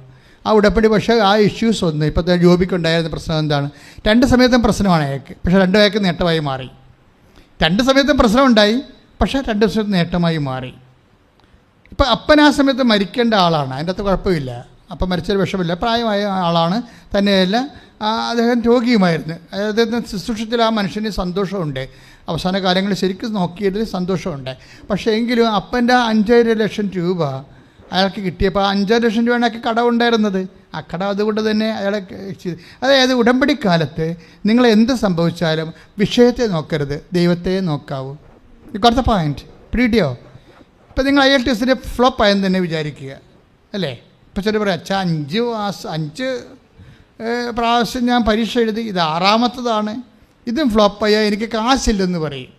ഇനി IELTS എഴുതാൻ കാശില്ലെന്ന് പറയും. അപ്പം ഞാൻ മൈൻഡ് ചെയ്യത്തില്ലത്. എന്താ കാര്യം വെച്ച് കഴിഞ്ഞാൽ, ഇവളുടെ സമയമാകുമ്പോൾ തക്ക സമയമുണ്ടല്ലോ, ഇവൾ മര്യാദക്ക് നിൽക്കുക. ദൈവത്തിൻ്റെ തിരുസന്നിധിയിൽ നിൽക്കണവർ മര്യാദക്ക് നിൽക്കാൻ പറയും. ബൈബിളിൻ്റെ ഒരു നിലപാടാണത്. ദൈവതിരുസന്നിധിയിൽ നിൽക്കുന്നവർ മര്യാദക്ക് നിൽക്കണം. എന്ന് വെച്ച് കഴിഞ്ഞാൽ മര്യാദ നിൽക്കുന്ന അർത്ഥം എന്താണ്? ബഹളം ഉണ്ടാക്കരുത്, നിരാശപ്പെടരുത്, വിഷമിക്കരുത്, ഫൈറ്റ് ചെയ്യരുത്, പിറുപിറുക്കരുത്.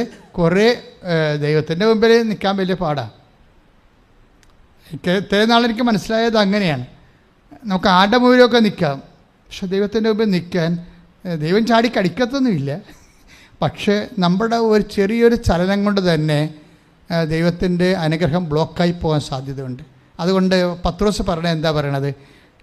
1 പത്രോസ് അല്ലേ, 1 പത്രോസ് 5:6. 5:6 ദൈവത്തിന്റെ ശക്തമായ കരത്തിൻ കീഴിൽ, ഒന്ന് ഏറ്റു പറഞ്ഞ, ദൈവത്തിന്റെ ശക്തമായ കരത്തിന്റെ കീഴിൽ നിങ്ങൾ താഴ്മയോടെ നിൽക്കുവിൻ. അവിടുന്ന് തക്ക സമയത്ത് നിങ്ങളെ ഉയർത്തിക്കൊള്ളും. അപ്പൊ തക്ക സമയം എന്ന് പറയുന്നത് ആരാണ്? ഉടമ്പടിയിൽ ആര് തീരുമാനിക്കും? അത് അമ്മ തീരുമാനിക്കും. മനസ്സിലായില്ലേ? ഉടമ്പടിയിൽ നിന്ന് ആരാണ്? നിങ്ങളുടെ തക്ക സമയം ആര് തീരുമാനിക്കും? അമ്മ തീരുമാനിക്കും. അതാണ് കാനായിലെ കല്യാണം. തക്ക സമയം അമ്മ തീരുമാനിക്കും. എൻ്റെ സമയം ഇനി സമാഗതമായില്ലല്ലോ. ആ സമയം പിന്നെ തീരുമാനിക്കുന്നത് ആരാണ്? അമ്മയാണ്. അമ്മ സമയം തീരുമാനിക്കും. അമ്മയ്ക്ക് അതാണ് സമയക്കടികാരവുമായി കൃപാസന അൾത്താരയിൽ അമ്മ പ്രത്യക്ഷപ്പെടുമ്പോൾ നമുക്ക് തരുന്ന അനുഭവ സന്ദേശങ്ങളിൽ ഒന്നാണത്.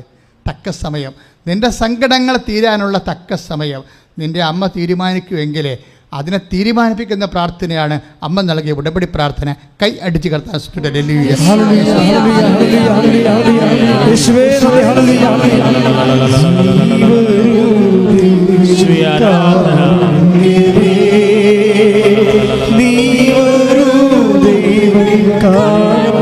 കരങ്ങൾ ഉയർത്തിക്കൊണ്ട് സ്തുതിക്കട്ടെ.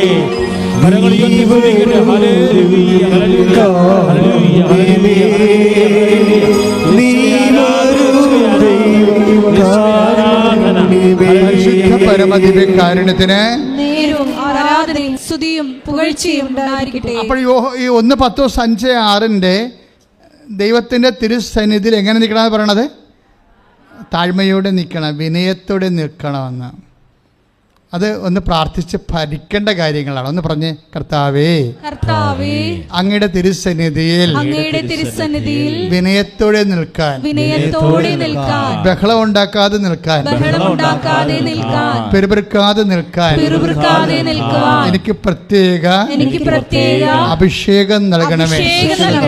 അപ്പോഴേ ആൾക്കാർക്ക് വരുന്ന ഒരു ചെറിയ അബദ്ധം അതാണ്, ദൈവതിരുസന്നിധിയിൽ നിൽക്കാൻ അറിയാൻ പാടില്ലാത്തതാണ് ഏറ്റവും വലിയ പ്രശ്നം. ഉടമ്പടി വരുമ്പോൾ പക്ഷേ നിങ്ങളത് പഠിക്കാൻ പറ്റത്തില്ല. ഉടമ്പടി വരുമ്പോൾ നിങ്ങൾ പഠിക്കാൻ പറ്റത്തില്ല. ഇപ്പം നിങ്ങൾ PSC ടെസ്റ്റ് എഴുതി, രണ്ടുപേരും എഴുതാൻ പോയി, നീ ഉടമ്പടി എടുത്തിട്ടുണ്ട്, ഉടമ്പടി എടുക്കാത്ത ആളിനെ PSC ടെസ്റ്റിന് കിട്ടി, നിനക്ക് കിട്ടിയില്ല. സ്വാഭാവികമായിട്ട് നിനക്ക് ദൈവദർശനം നിൽക്കാൻ പറ്റാത്ത ആളാണെങ്കിൽ പിറുപിറുപ്പുണ്ടാവും. നിൽക്കാൻ അറിയാൻ പറ്റാത്ത ആളാണെങ്കിൽ ഞാൻ ഉടമ്പടി എടുത്ത് എനിക്ക് കിട്ടിയില്ലല്ലോ, ഉടമ്പടി എടുക്കാത്തവർക്കാണല്ലോ അത് കിട്ടിയെന്ന് പറഞ്ഞിട്ട് ദൈവദർശനത്തിൽ തർക്കം ഉണ്ടാവും. തർക്കിക്കുകയോ ബഹളം ഉണ്ടാക്കുകയോ ചെയ്യരുതേ. കാര്യം എന്താണ്? ദാസൻ അഥവാ ദാസിയുടെ സ്റ്റേറ്റിലേക്ക് ആണ് നിന്നെ ഉടമ്പടി കൊണ്ടുവരുന്നത്. അതാണ് മത്തായി സുവിശേഷം 12, 19, 20. പറഞ്ഞോളൂ. അവൻ തർക്കിക്കുകയോ ബഹളമുണ്ടാക്കുകയോ ബഹളം കൂട്ടുകയോ ചെയ്യുകയില്ല. ഇതാ ഞാൻ തിരഞ്ഞെടുത്ത എൻ്റെ ദാസൻ, എൻ്റെ ആത്മാവ് പ്രസാദിച്ച എൻ്റെ പ്രിയപ്പെട്ടവൻ. അവൻ്റെ മേൽ എൻ്റെ ആത്മാവിനെ അയക്കും. അവൻ വിജാതിരെ ന്യായവിധി അറിയിക്കുകയും അവൻ തർക്കിക്കുകയോ ബഹളം കൂട്ടുകയോ തെരുവീഥികളിൽ അവൻ്റെ സ്വരം കേൾക്കുകയില്ല. അപ്പോൾ ദൈവം ഈ വിനയായ തർക്കമുണ്ടാക്കാതെ എന്തെങ്കിലും നമുക്ക് പിടിക്കാത്ത കാര്യങ്ങൾ സംഭവിച്ചാൽ, ഇപ്പോൾ തന്നെ നിങ്ങളുടെ കല്യാണം ഉടമ്പടി നിങ്ങൾക്ക് വിവാഹം വെച്ചിട്ടുണ്ട്, പക്ഷേ വിവാഹം അത് ഉടമ്പടി ചെയ്ത ഉടനെ ഒരു മനസ്സമ്മതം വന്നു. നിങ്ങൾ ഉടമ്പടി ചെയ്തല്ല മാതാവ് തന്നാണെന്നും പറഞ്ഞ് നിങ്ങൾ കൈ കൊടുത്തു, പക്ഷേ മനസ്സമ്മതം നടന്നിട്ട് പക്ഷേ ആ കല്യാണം പോയി. അപ്പോൾ നിങ്ങളെന്ത് ചെയ്യും? നിങ്ങൾ അതിൻ്റെ ചമ്മൽ നിങ്ങൾക്ക് ഉണ്ടാവും. പക്ഷേ ആ ചമ്മൽ നിങ്ങൾ ചമ്മലാണെന്ന് പറയത്തില്ല, പറഞ്ഞിട്ട് പറയും ഞാനിനി പട്ടിയുടെ മുന്നിൽ പോയി നിൽക്കത്തില്ലെന്ന് പറയും. ഇതാണ് ദാർഢ്യം എന്ന് പറയണത്. ഇങ്ങനെ ദൈവദർശനം നിൽക്കാൻ പറ്റത്തില്ല, അവിടെ വിനയം ഉണ്ടാകണം. ഇവർക്ക് നിങ്ങൾക്ക് ചമ്മലുണ്ടായി, ആ കല്യാണം പോയപ്പോൾ ഒന്നെങ്കിൽ നിങ്ങളുടെ കുഴപ്പം കൊണ്ടാണ്, ഇനിയിപ്പോൾ എൻ്റെ സൗന്ദര്യത്തിൻ്റെ പ്രശ്നമായിരിക്കുമോ, അല്ലെങ്കിൽ ഞങ്ങളുടെ വീട് പിടിക്കഴിഞ്ഞിട്ടായിരിക്കുമോ, എന്തെങ്കിലും പിടിക്കഴിഞ്ഞിട്ടായിരിക്കും പോയല്ലോ.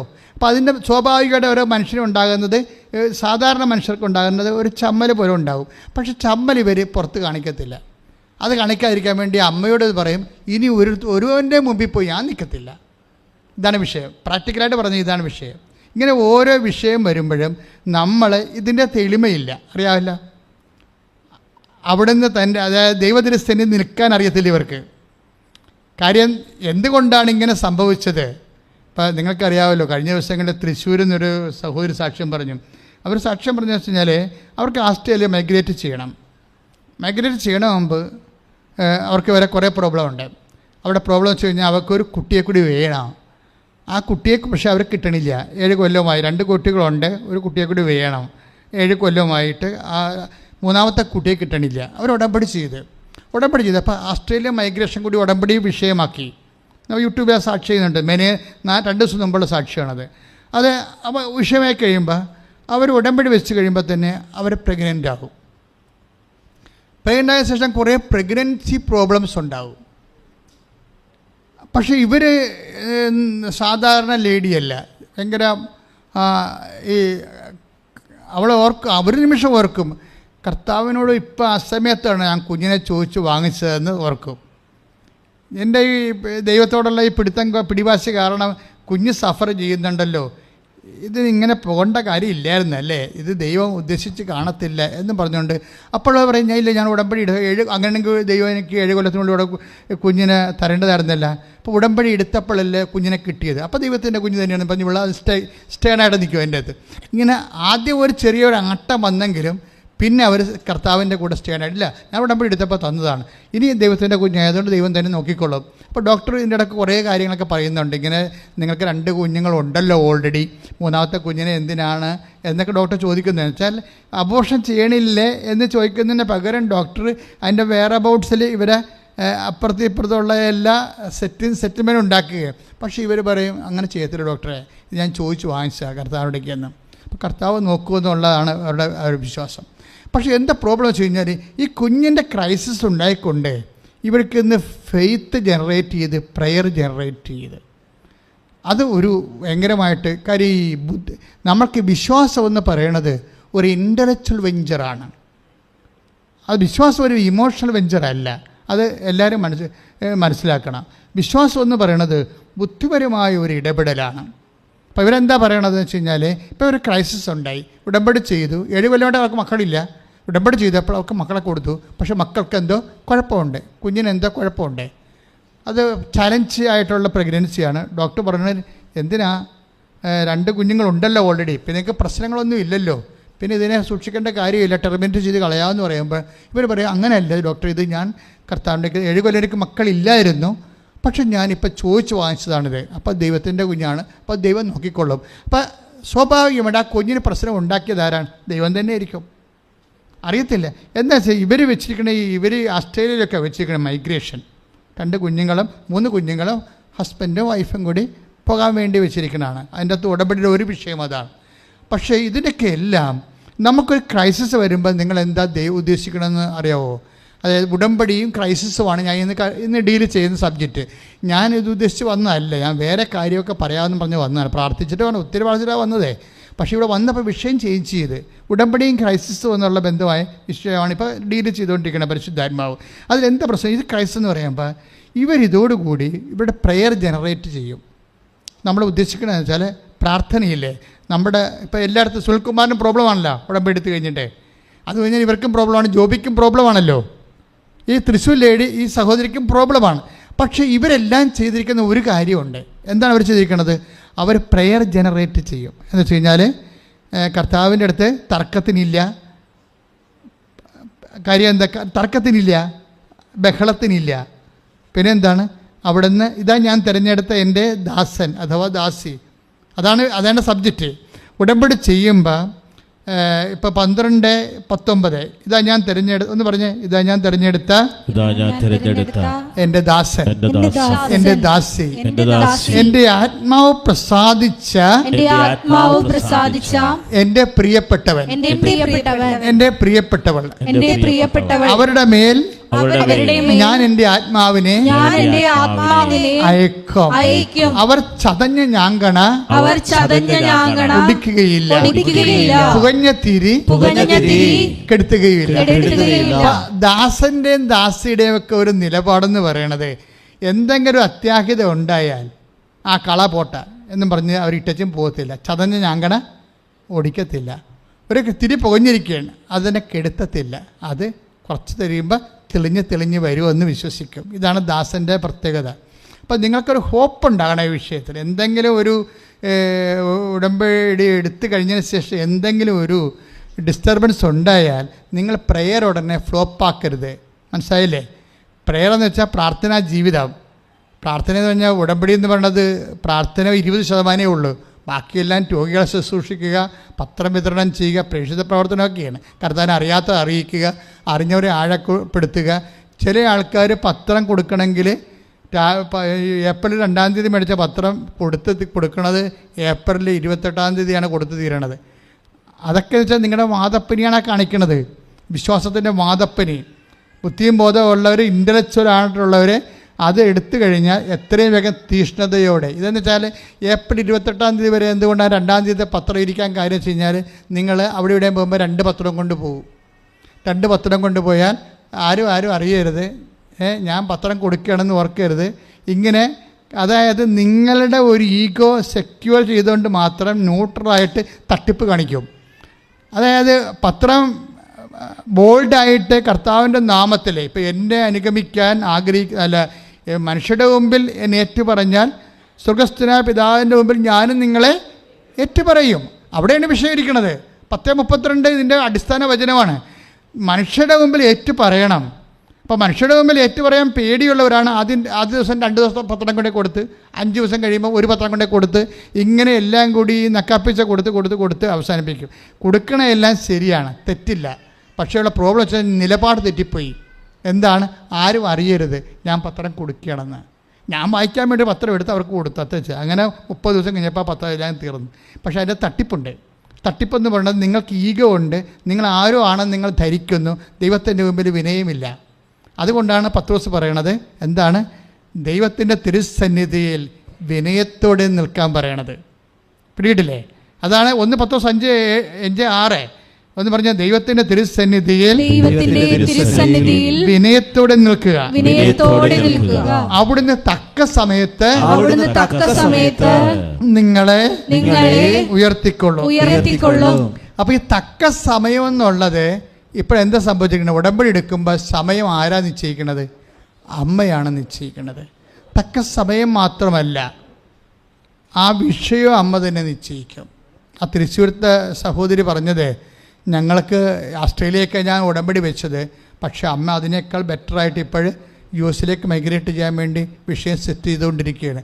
അതായത് നമ്മൾ പ്രതീക്ഷയേക്കാൾ വലുതാണ് ദൈവം നമുക്ക് വേണ്ടി ചെയ്യണമെന്നാണ് പറഞ്ഞാൽ ആ സാക്ഷി അവസാനിക്കണത്. നമ്മൾ പ്രതീക്ഷിക്കുന്നതിനേക്കാൾ എന്ന് വെച്ചാൽ നമ്മുടെ ഒരു അറിവുണ്ടല്ലോ, നമ്മളുടെ അറിവ്, നമുക്ക് ഇപ്പോൾ ഉള്ള അറിവ്, അതിൻ്റെ പരിധിയിൽ നിന്നാണല്ലോ നമ്മൾ ഓരോ കാര്യം സമീപിക്കണത്. പക്ഷേ ഉടമ്പടി എപ്പോഴും വരണത് ദൈവത്തിൻ്റെ അറിവിൽ നിന്നാണ് വരണത്. നമുക്ക് അത്തരം കാര്യങ്ങൾ അറിയാൻ പാടുള്ളൂ. ഇപ്പോൾ 10ാം ക്ലാസ് പാസ്സായി കഴിഞ്ഞാൽ എന്ത് ചെയ്യാൻ പറ്റുമെന്ന് ഓരോരുത്തർക്കും അറിയുന്നത് അറിവ് കൂടുതലാണ്. അറിവ് ഇപ്പോൾ ഞങ്ങളുടെ നാട്ടിലൊക്കെ ഞാൻ 7ാം ക്ലാസ്സിൽ പഠിക്കുന്ന കാലം തന്നെ അവിടുന്ന് 1971 അവിടുന്ന് അപ്പം തന്നെ പോളിടെക്നിക്കിലേക്ക് പിള്ളേർ പോകുന്നുണ്ടായിരുന്നു പഠിക്കാൻ വേണ്ടി. അവരൊക്കെ ഇന്ന് വിദേശത്തൊക്കെ ഓരോരോ എഞ്ചിനീയർമാരായിട്ട് ജീവിക്കുന്നുണ്ട്. പക്ഷേ എല്ലാവർക്കും ആ അറിവില്ലായിരുന്നു. ഇതുപോലെ തന്നെ നമുക്ക് വരണത് നമ്മൾക്കുള്ള അറിവിൻ്റെ പരിമിതികളിൽ നിന്നാണ് നമ്മൾ വിഷയം വെക്കുന്നത്. നമ്മൾ ആഗ്രഹിക്കുന്നതിനേക്കാൾ കൂടുതൽ നൽകാൻ കഴിയുള്ളതാണ് ദൈവം. നമ്മൾ ആഗ്രഹിക്കുന്ന എഫേസ്യസിന്റെ ലേഖനമാണ്, അതായത് 3:20 എഫേസ്യസ് 3:20 വായിച്ചോളൂ. നമ്മിൽ പ്രവർത്തിക്കുന്ന ശക്തിയാൽ, അത് ഏറ്റു പറഞ്ഞ നമ്മിൽ പ്രവർത്തിക്കുന്ന ശക്തിയാൽ നാം ചോദിക്കുന്നതിലും ആഗ്രഹിക്കുന്നതിലും വളരെ കൂടുതൽ ചെയ്തു തരാൻ കഴിയുന്ന അവിടത്തേക്ക് സഭയിലും യേശുക്രിസ്തുവിലും തലമുറകളോളം എന്നേക്കും മഹത്വം ഉണ്ടാകട്ടെ. അപ്പം നമ്മുടെ തലമുറ കഴിഞ്ഞാലും ദൈവത്തിന് മഹത്വം ഉണ്ടാകണം. മക്കളെ നമ്മൾ പഠിപ്പിക്കുന്നതിൻ്റെ ഉദ്ദേശം അതാണ്. പറഞ്ഞു മനസ്സിലായില്ലേ? തലമുറകൾ തോറുമാണ്. നമ്മുടെ വിശ്വാസത്തിന് തലമുറ കഴിഞ്ഞാൽ നിങ്ങളുടെ വീട്ടിലെ വിശ്വാസം നിന്ന് പോകരുത്. അത് കാര്യം മക്കളെ നമ്മൾ വിശ്വാസം പഠിപ്പിക്കുന്നത് എന്തിനാണ്? അത് ദൈവ പദ്ധതിയാണ്. എഫേസ്യസ് 3:20 ഞാനൊരു വീട്ടിൽ എൻ്റെ ഒരു പ്രത്യേക കാര്യം, എൻ്റെ ഒരു ലിറ്റററി വർക്കിന് വേണ്ടി ഒരു വീട്ടിൽ ഒരു ഇൻട്രൊഡക്ഷൻ എഴുതി തരാൻ വേണ്ടി ഒരു റൈറ്ററിനെ കാണാൻ പോയി. അപ്പോൾ ഞാൻ അവിടെ വീട്ടിൽ ആ വർക്ക് ചെയ്തുകൊണ്ട് അതിനെക്കുറിച്ച് ഡിസ്കഷൻ നടത്തിക്കൊണ്ടിരിക്കുന്ന സമയത്ത് ഞാൻ പെട്ടെന്ന് ഉടമ്പടിയെക്കുറിച്ച് അവരോട് സംസാരിച്ചു. അവരിങ്ങനെ ഉടമ്പടിയൊന്നും ചെയ്യണ ആൾക്കാരല്ല. കാരണം അവരുടെ സമയം രണ്ടുപേരും ആ രീതിയിലാണെന്നുള്ള രീതിയിലാണ് അവരുടെ മനസ്സിലിരിക്കുന്നത്. എനിവേ ഞാൻ അവിടെ ചെല്ലുന്നിടത്തോളം കാലം മാതാവിനെക്കുറിച്ച് അവിടെ പറയാതെ എനിക്ക് പോരണത്, ഞാൻ മാതാവ് എൻ്റെ ജീവിക്ക് പിടിക്കുന്നത്. കാരണം ഞാനോട് പറഞ്ഞ് നമ്മളിപ്പോഴൊക്കെ ജീവിക്കുന്ന ഫെയ്ത്ത് എന്ന് പറയണത് നമ്മുടെ ഇപ്പം സാധാരണ ആൾക്കാരുടെ ഉള്ളത് വിശ്വാസമാണ് സാധാരണ ഉള്ളത്. പക്ഷേ പലപ്പോഴും ഹെവി ഡ്യൂട്ടി ചെയ്യണത് വിശ്വാസം ഹെവി ഡ്യൂട്ടി ചെയ്യത്തില്ല. ഭയങ്കര സീരിയസ് ആയിട്ടൊരു സബ്ജക്റ്റ് വന്നാൽ വിശ്വാസത്തെ നിൽക്കത്തില്ല. നമ്മളിപ്പോൾ വിശ്വാസികളാണെങ്കിലും ജെറ്റ് നടപടി വന്നു കഴിഞ്ഞാൽ പാകിസ്ഥാൻസ് പോലെ നിന്ന് വിറക്കണ കാണാം നമ്മൾ. അതായത് ഫെയ്ത്തിൽ നിൽക്കാത്തത് കൊണ്ടാണത് ആ വിഷയം. നമുക്ക് വിശ്വാസം ഉണ്ടേ, പക്ഷേ പെട്ടെന്നൊരു ജപ്തി നടപടി വന്നാൽ അല്ലെങ്കിൽ ഡോക്ടർ പറഞ്ഞ് നിങ്ങളുടെ ഹൃദയത്തിന് താളം തെറ്റണമെന്ന് പറഞ്ഞു കഴിഞ്ഞാൽ ഉടനെ വിശ്വാസത്തിന് താളം അപ്പം തെറ്റിപ്പോവും. അപ്പം നമ്മുടെ കയ്യിരിക്കണ വിശ്വാസം പലതും വിറക്കണ വിശ്വാസമാണ്. അപ്പം ഞാൻ അവരോട് പറഞ്ഞ് ഫിഡലിറ്റിയിലെ വിഷയം എന്ത് ചെയ്യാൻ പറ്റത്തുള്ളൂ, കാറ്റഗിസം പോലും പൊളിച്ചെഴുതണമെന്ന് ഞാൻ അവരോട് പറഞ്ഞു. ഇപ്പോൾ നിലവിലിരിക്കുന്ന വിശ്വാസത്തിൻ്റെ അടിസ്ഥാനത്തിലാണ് കാറ്റഗിസത്തിൻ്റെ സിലബസ് കറക്റ്റ് ചെയ്തിരിക്കുന്നത്. പക്ഷേ ഇത് ഫിഡലിറ്റിയിൽ കൈകാര്യം ചെയ്യേണ്ടതാണ്. എനിക്കൊക്കെ വിശ്വാസം ഈ കാറ്റഗിസത്തിൽ എനിക്ക് അത്രയ്ക്ക് തൃപ്തിയില്ലെന്ന് പറഞ്ഞു. ഉടനെ അത് അയാൾക്ക് ഇപ്പോൾ ക്യാച്ച് ചെയ്ത് അയാൾ പറയണത് അച്ഛൻ പറഞ്ഞത് ശരിയാണ്, എൻ്റെ മകനും പറയണത് ഈ കാറ്റഗിസത്തിൽ അവന് വിശ്വാസമില്ലെന്നാണ്. ഞാനൊരു ദൈവം ഇത് വിളിക്കാൻ തീർച്ച പാണ്ടായ എൻ്റെ മകനും പറഞ്ഞത് അതാണ്, ആ കാറ്റഗിസത്തിൽ പോണില്ലെന്ന്. അത് കാരണം ഈ കാറ്റഗിസത്തിൻ്റെ സിലബസിൽ അവന് വിശ്വാസമില്ലെന്നാണ് അച്ഛൻ പറഞ്ഞത് തന്നെ അവനും പറയണം. ഞാൻ പറഞ്ഞത് എന്താണ്, കാറ്റഗിസം ഫെയ്ത്തിലാണ് അറേഞ്ച് ചെയ്തിരിക്കുന്നത്. പക്ഷേ ജനങ്ങൾക്ക് വേണ്ടത് ഫിഡലിറ്റിയാണ്, ഫെയ്ത്ത്, വിശ്വസ്തതയാണ്. വിശ്വസ്തതയായിട്ടാണെങ്കിൽ അതിൻ്റെ അകത്ത് വിറച്ചിലില്ല, വിറക്കത്ത് എന്തെങ്കിലും വിഷയം ഉണ്ടായി വിറക്കത്തില്ല. നമ്മളെന്തുകൊണ്ടാണ് എന്തെങ്കിലും വിഷയം ഉണ്ടാകുമ്പോൾ വിറക്കണേ? എന്താണ്? നമുക്ക് വിശ്വാസം മാത്രം, വിശ്വാസത്തിൽ ഈ പറയലുണ്ട്. ഇപ്പം ലാമ്പി സ്കൂട്ടറൊക്കെ ഓടിച്ച് 60 കയറുമ്പോൾ തന്നെ തുള്ളാൻ തുടങ്ങത്തില്ലേ? ഇത് കഴിഞ്ഞ് ഹെവി ലോഡ് എടുക്കണില്ല ഈ വിശ്വാസം. പക്ഷേ വിശ്വസ്തതയാണെങ്കിൽ മാതാവ് ഏത് സമയത്ത് ഏത് കുരിശിൻ്റെ ചുവട്ടിലും മകൻ്റെ ചോര ചവിട്ടി കൂളായിട്ട് നിൽക്കണം, ഒരു പർക്കിസൻസും ഇല്ലാതെ നിൽക്കണം, കണ്ടില്ലേ? അതാണ് സാധനം. കാരണം ആ ഒരു വിശ്വസ്തതയാണ് അവരുടെ കയ്യിലുള്ളത്. അവർ ദൈവമായിട്ട് ബിസിനസ് ചെയ്തിരിക്കണ വിശ്വസ്തത വെച്ചാണ്. ഒന്ന് പ്രാർത്ഥിക്കുക, കർത്താവായ ദൈവമേ, ഉടമ്പടി പ്രകാരം വിശ്വസ്തയോടുകൂടി അങ്ങയുടെ തിരുസന്നിധിയിൽ വ്യാപരിച്ചുകൊണ്ട് ജീവിത പ്രതിസന്ധികളുടെ മേൽ നട്ടലോടുകൂടി അപ്പോസ്തലികമായി പ്രതിരോധിക്കാൻ അമ്മയുടെ ആത്മശക്തിയാൽ ഇനി അഭിഷേകം ചെയ്യണമേ. ശ്രുതികട്ടെ, ശ്രുതികട്ടെ, ഹല്ലേലൂയ, ഹല്ലേലൂയ, ഹല്ലേലൂയ, ഹല്ലേലൂയ. യേശുവേ ആരാധന, ആരാധന, ഹല്ലേലൂയ. കർത്താവായ ദൈവമേ, ഹല്ലേലൂയ. കർത്താവേ, ഉടമ്പടിയിലായിരിക്കുന്ന മക്കളെ, ഈ ശുശ്രൂഷ പ്രാർത്ഥിക്കുന്നവരെ, കർത്താവേ, ജീവിത ദുരിതങ്ങളെ സമർപ്പിച്ച് പ്രാർത്ഥിക്കുന്നു.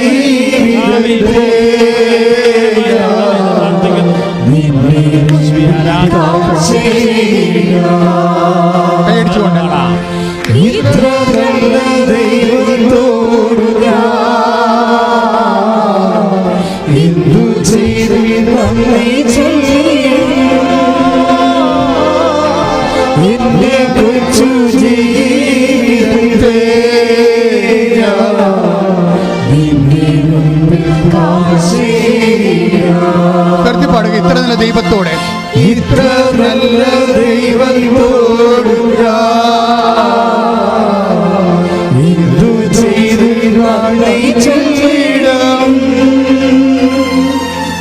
എന്റെ കൊച്ചു ജീവിതത്തെ നിന്റെ മുമ്പിൽ കാഴ്ച ഇത്ര നല്ല ദൈവത്തോടെ, ഇത്ര നല്ല ദൈവത്തോട് എന്തു ചെയ്തു നന്ദി ചൊല്ലിടും എന്റെ കൊച്ചു ജീവിതത്തെ നിന്റെ മുമ്പിൽ കാഴ്ച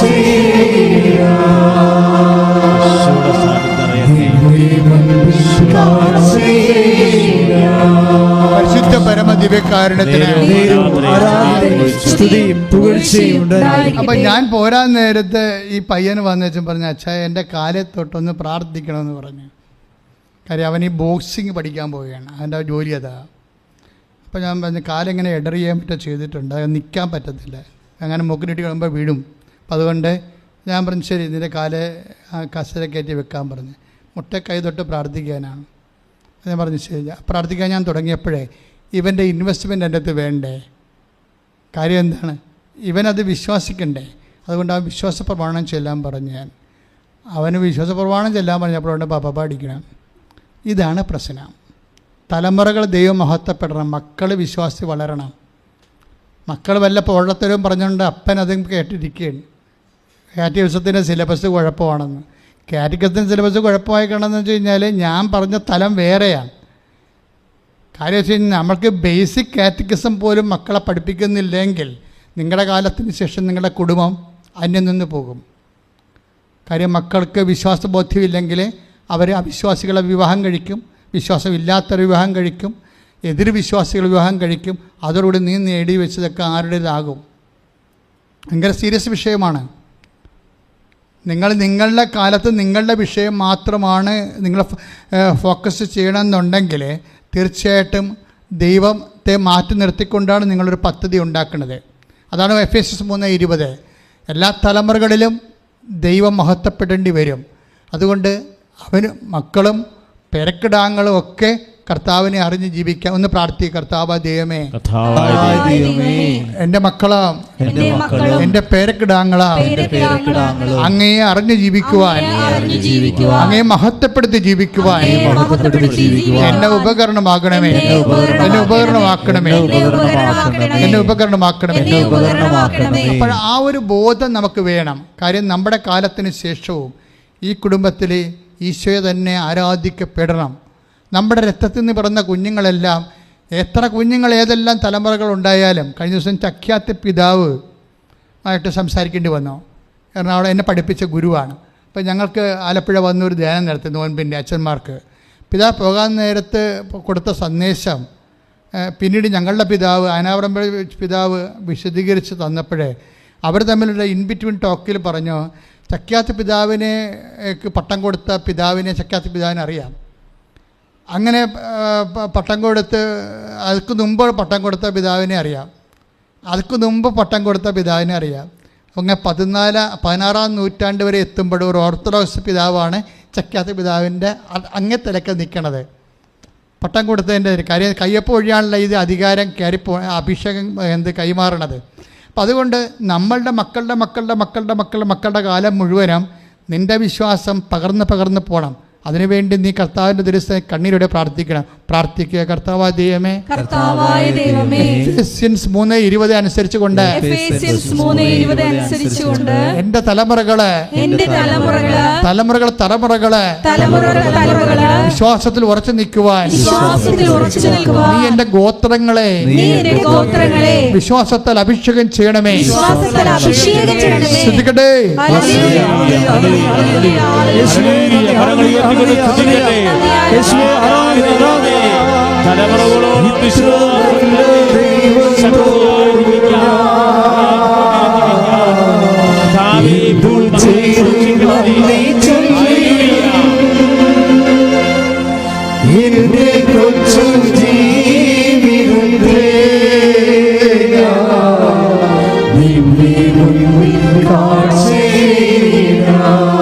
സ്നേഹത്തോടെ, ഇത്ര നല്ല ദൈവത്തോടെ,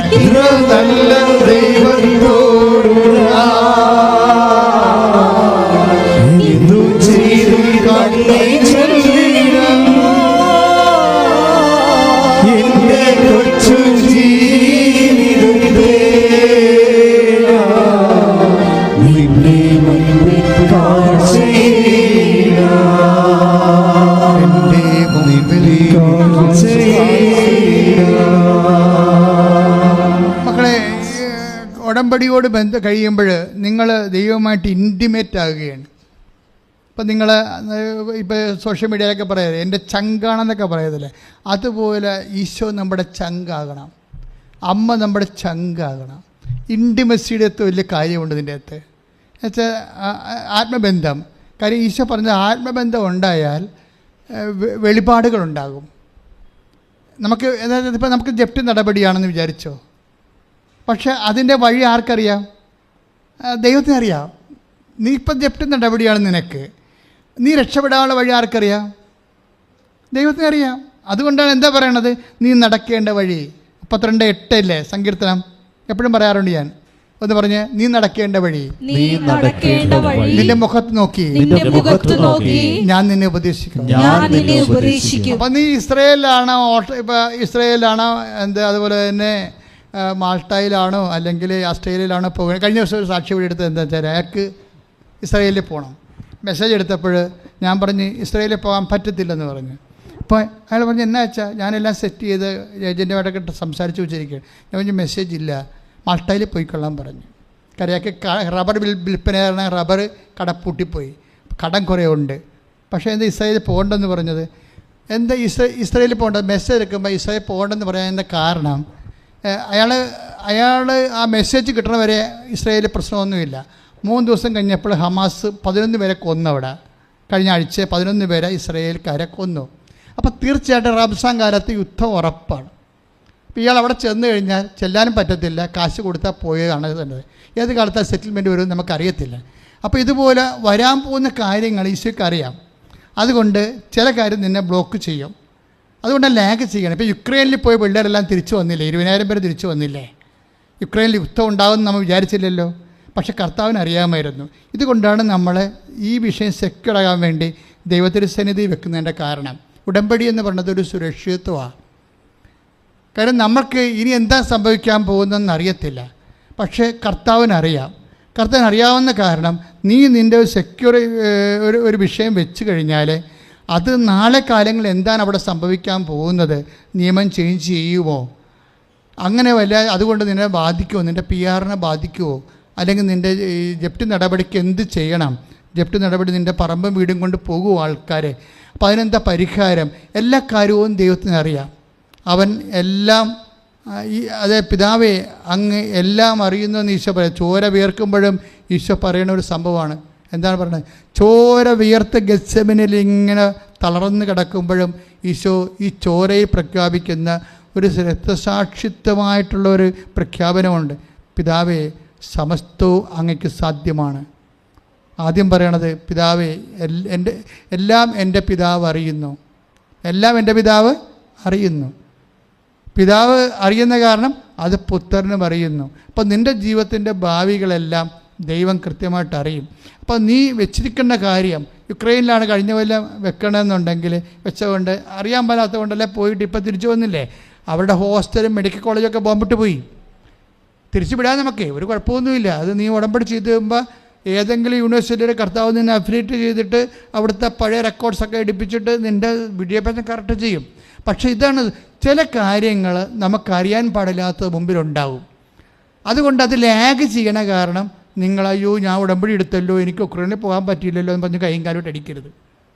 ഞാൻ ഉടമ്പടി എടുക്കുമ്പോൾ ഏതെങ്കിലും കാര്യത്തിൽ അതായത് അതിൻ്റെ അകത്ത് ഒരു ലാഗിങ് വന്നാൽ ചിലപ്പോൾ ദൈവം തന്നെ വരുത്തിയിരിക്കുന്നതാകും. അതുകൊണ്ട് നീ തർക്കം ഉണ്ടാക്കരുത്. നീ പൊട്ടക്കടം കാണിച്ച് ദൈവമായിട്ട് ഫൈറ്റിങ്ങിന് പോയാൽ നിൻ്റെ എളിമയോട് നിന്നാലല്ലേ ദൈവത്തെ നമ്മളെ സഹായിക്കാൻ പറ്റത്തുള്ളൂ. നമ്മൾ അഹങ്കാരികളായിട്ട് നിന്ന് കഴിഞ്ഞാൽ അത് ദൈവത്തിൻ്റെ കൃപ പ്രവർത്തിക്കത്തില്ല. അപ്പം അതുകൊണ്ടാണ് നിങ്ങൾ തർക്കിക്കരുത്, ബഹളം ഉണ്ടാക്കരുതെന്നൊക്കെ പറയുന്നതിൻ്റെ കാരണം. ഒരു കാരണത്തിനും തർക്കിക്കരുത്. ഇപ്പോൾ ഓരോരുത്തരുടെ ഇഷ്യൂ നമുക്കുണ്ടാകത്തില്ലേ ജീവിതത്തിൽ. കുടുംബത്തിൽ ഇഷ്യൂ ഉണ്ടാകും, നാത്തുമാർ ഇഷ്യൂ ഉണ്ടാക്കും, വീട്ടിൽ അനിയത്തിമാർ ഇഷ്യൂ ഉണ്ടാക്കും, ചേട്ടന്മാർ ഇഷ്യൂ ഉണ്ടാക്കും, ഭർത്താവ് അല്ലെങ്കിൽ ഭാര്യ, ഇവരെല്ലാവരും ഓരോ കാര്യത്തിന് വേണ്ടി അവരവരുടെ രീതിയിലേക്ക് കുടുംബത്തെ വലിച്ചുകൊണ്ട് പോകാൻ വേണ്ടി നോക്കും. അതെന്നെ പിള്ളേരായ തന്നെ എന്താ, ഒരാൾക്ക് ഇഡ്ഡലി വേണം, ഒരാൾക്ക് പുട്ട് വേണം, ഒരാൾക്ക് ദോശ വേണം, വീട്ടിൽ കിടന്ന് അടുക്കളയിൽ കളഞ്ഞ് ഇടിയാണ്. നമ്മൾ ദോശ ഉണ്ടാക്കി കൊടുക്കുമ്പോൾ പുട്ട് വേണ്ട ഉടനെ പാത്രം എടുത്ത് തള്ളി വെക്കും. അപ്പോൾ രണ്ടടി തലക്കെട്ട് കൊടുക്കുമ്പോൾ ക്ലിയർ ആയിക്കൊള്ളത്. നിങ്ങൾ അടിക്കാത്തതാണ് ഈ പ്രശ്നം വന്നിരിക്കുന്നത്. എന്താ പ്രശ്നം വെച്ചാൽ അങ്ങനെ നമ്മളുടെ കുടുംബത്തിൻ്റെ ഓരോരുത്തന്മാർക്ക് ഇഷ്ടമുള്ളത് ഓരോരോ രീതി ചെയ്ത് എല്ലാ ദിവസവും ചെയ്ത് കഴിഞ്ഞാൽ നമ്മുടെ നടുവ് പോകുന്നല്ലാതെ യുവന്മാരൊക്കെ വലുതായിട്ട് അമ്മ എങ്ങനെ നടുവ് പോയെന്നൊന്നും ആരും തിരക്കത്തില്ല. അതുകൊണ്ട് നമ്മൾ കാര്യങ്ങൾ പറഞ്ഞ് മനസ്സിലാക്കാൻ ബാധ്യസ്ഥരാണ്. ഇതുകൊണ്ട് ഓരോരുത്തർക്കും ഓരോ താല്പര്യം ഉണ്ടാകും. അവരവരുടെ രീതിയിലേക്ക് നമ്മളെ തള്ളിക്കൊണ്ടു പോകാൻ നോക്കും. പക്ഷേ അങ്ങനെയുണ്ട് ഓരോ അയൽവാസികൾ അവരുടെ രീതിയിൽ കൊണ്ടുപോകാൻ നോക്കും, അല്ലെങ്കിൽ ബന്ധുക്കൾ അവരുടെ രീതിയിലേക്ക് കൊണ്ടുപോകാൻ നോക്കും. ഇങ്ങനെ ഓരോരുത്തരും നമ്മളെ അവരവരുടെ അങ്ങനെ ഇഷ്യൂ ഉണ്ടാകും. ചില സമയത്ത് നമുക്കതിനോട് താല്പര്യം ഉണ്ടാകത്തില്ല, ചിലപ്പോൾ നമുക്ക് അതിനോട് താല്പര്യമുണ്ടെങ്കിൽ ആ വഴിക്ക് പോകും. ഇങ്ങനെ എപ്പോഴും ഇങ്ങനെ ഇഷ്യൂസ് ഉണ്ടായിക്കൊണ്ടിരിക്കുമ്പോൾ അത് കുടുംബത്തിലുണ്ടാകും, പുറത്തും ഉണ്ടാകും. അതുകൊണ്ട് നമ്മുടെ നിലപാടുള്ളത് കൊണ്ടാണ്, നിലപാട് കറക്റ്റല്ലാത്ത കൊണ്ടാണ് ഇഷ്യൂസ് ഉണ്ടാകണം. ഈശോ പറയും അത് അവളോട്ട് വഴിക്ക് വിട്ടരുന്ന് പറയും. ഇപ്പോൾ മാർത്ത ഭയങ്കര പ്രശ്നം ഉണ്ടാക്കിയില്ലേ, അടുക്കള പ്രശ്നം ഉണ്ടാക്കി. അടുക്കള കലാപം എന്ന് പറഞ്ഞാൽ ആരുണ്ടാക്കിയതാണത്? മാർത്ത ഉണ്ടാക്കിയതാണ്. അടുക്കള കലാപം ആരുണ്ടാക്കിയതാണ്? മാർത്ത ഉണ്ടാക്കിയതാണ്. മറിയം കർത്താവിൻ്റെ വചനം കേട്ടുകൊണ്ടിരുന്ന സമയത്ത് മാർത്ത പറഞ്ഞ്, കർത്താവ് ഇവളെന്നെ പരിചരണ വിഷയത്തിൽ തനിയെ വിട്ടിരിക്കുന്നത് കൊണ്ട് നിനക്ക് ചിന്തയില്ലേ, അവൾ വന്ന് എന്നെ സഹായിക്കാൻ പറ. അതാ മാർത്തയുടെ അജണ്ട. അതാണ് എന്താണ്, അവൾ കൂടി ഇവിടെ വന്ന് സഹായിക്കണമെന്നുള്ള. അപ്പോൾ ഓരോരുത്തർ ഓരോ രീതിക്കാരാണ്. അപ്പോൾ രീതിയിലേക്ക് നമ്മളെ വലിച്ചൊഴിച്ച് എപ്പോഴും കൊണ്ടുപോകാൻ വേണ്ടി എപ്പോഴും ശ്രമിക്കുമ്പോൾ നമുക്കത് പറ്റത്തില്ല എന്നുണ്ടെങ്കിൽ നമ്മൾ ഒന്നെങ്കിൽ അവിടെ കണ്ണിലെ കരടാവും, അപ്പോൾ അത് എൻ്റെ പേര് ഗ്രൂപ്പ് ഉണ്ടാകും. അപ്പം നമ്മൾ അവരുടെ കൂടെ നിൽക്കാൻ പറ്റിയ ആൾക്കാരെ അവർ ഫോൺ ചെയ്ത് ഗ്രൂപ്പാക്കും. നമ്മൾ ഒറ്റപ്പെട്ടു പോയി, നിങ്ങൾ ഒറ്റപ്പെട്ടു പോയാലും പെട്ടയായിട്ട് നിന്നിട്ട് ഒരു കഥയുമില്ല. നിങ്ങൾ ചെയ്യേണ്ടത് എന്താണ്? മറിയം നല്ല ഭാഗം തിരഞ്ഞെടുത്തു, വേറെ പ്രശ്നമൊന്നുമില്ല. നിങ്ങൾ കർത്താവിൻ്റെ ഇൻറ്റിമസി കീപ്പ് ചെയ്യാൻ നോക്കണം. അതാണ് 10:40. ലൂക്ക 10:40. ഇഷ്യൂസ് ഇങ്ങനെ നമുക്ക് ചുറ്റും ഇങ്ങനെ ഉണ്ടായിക്കൊണ്ടേയിരിക്കും.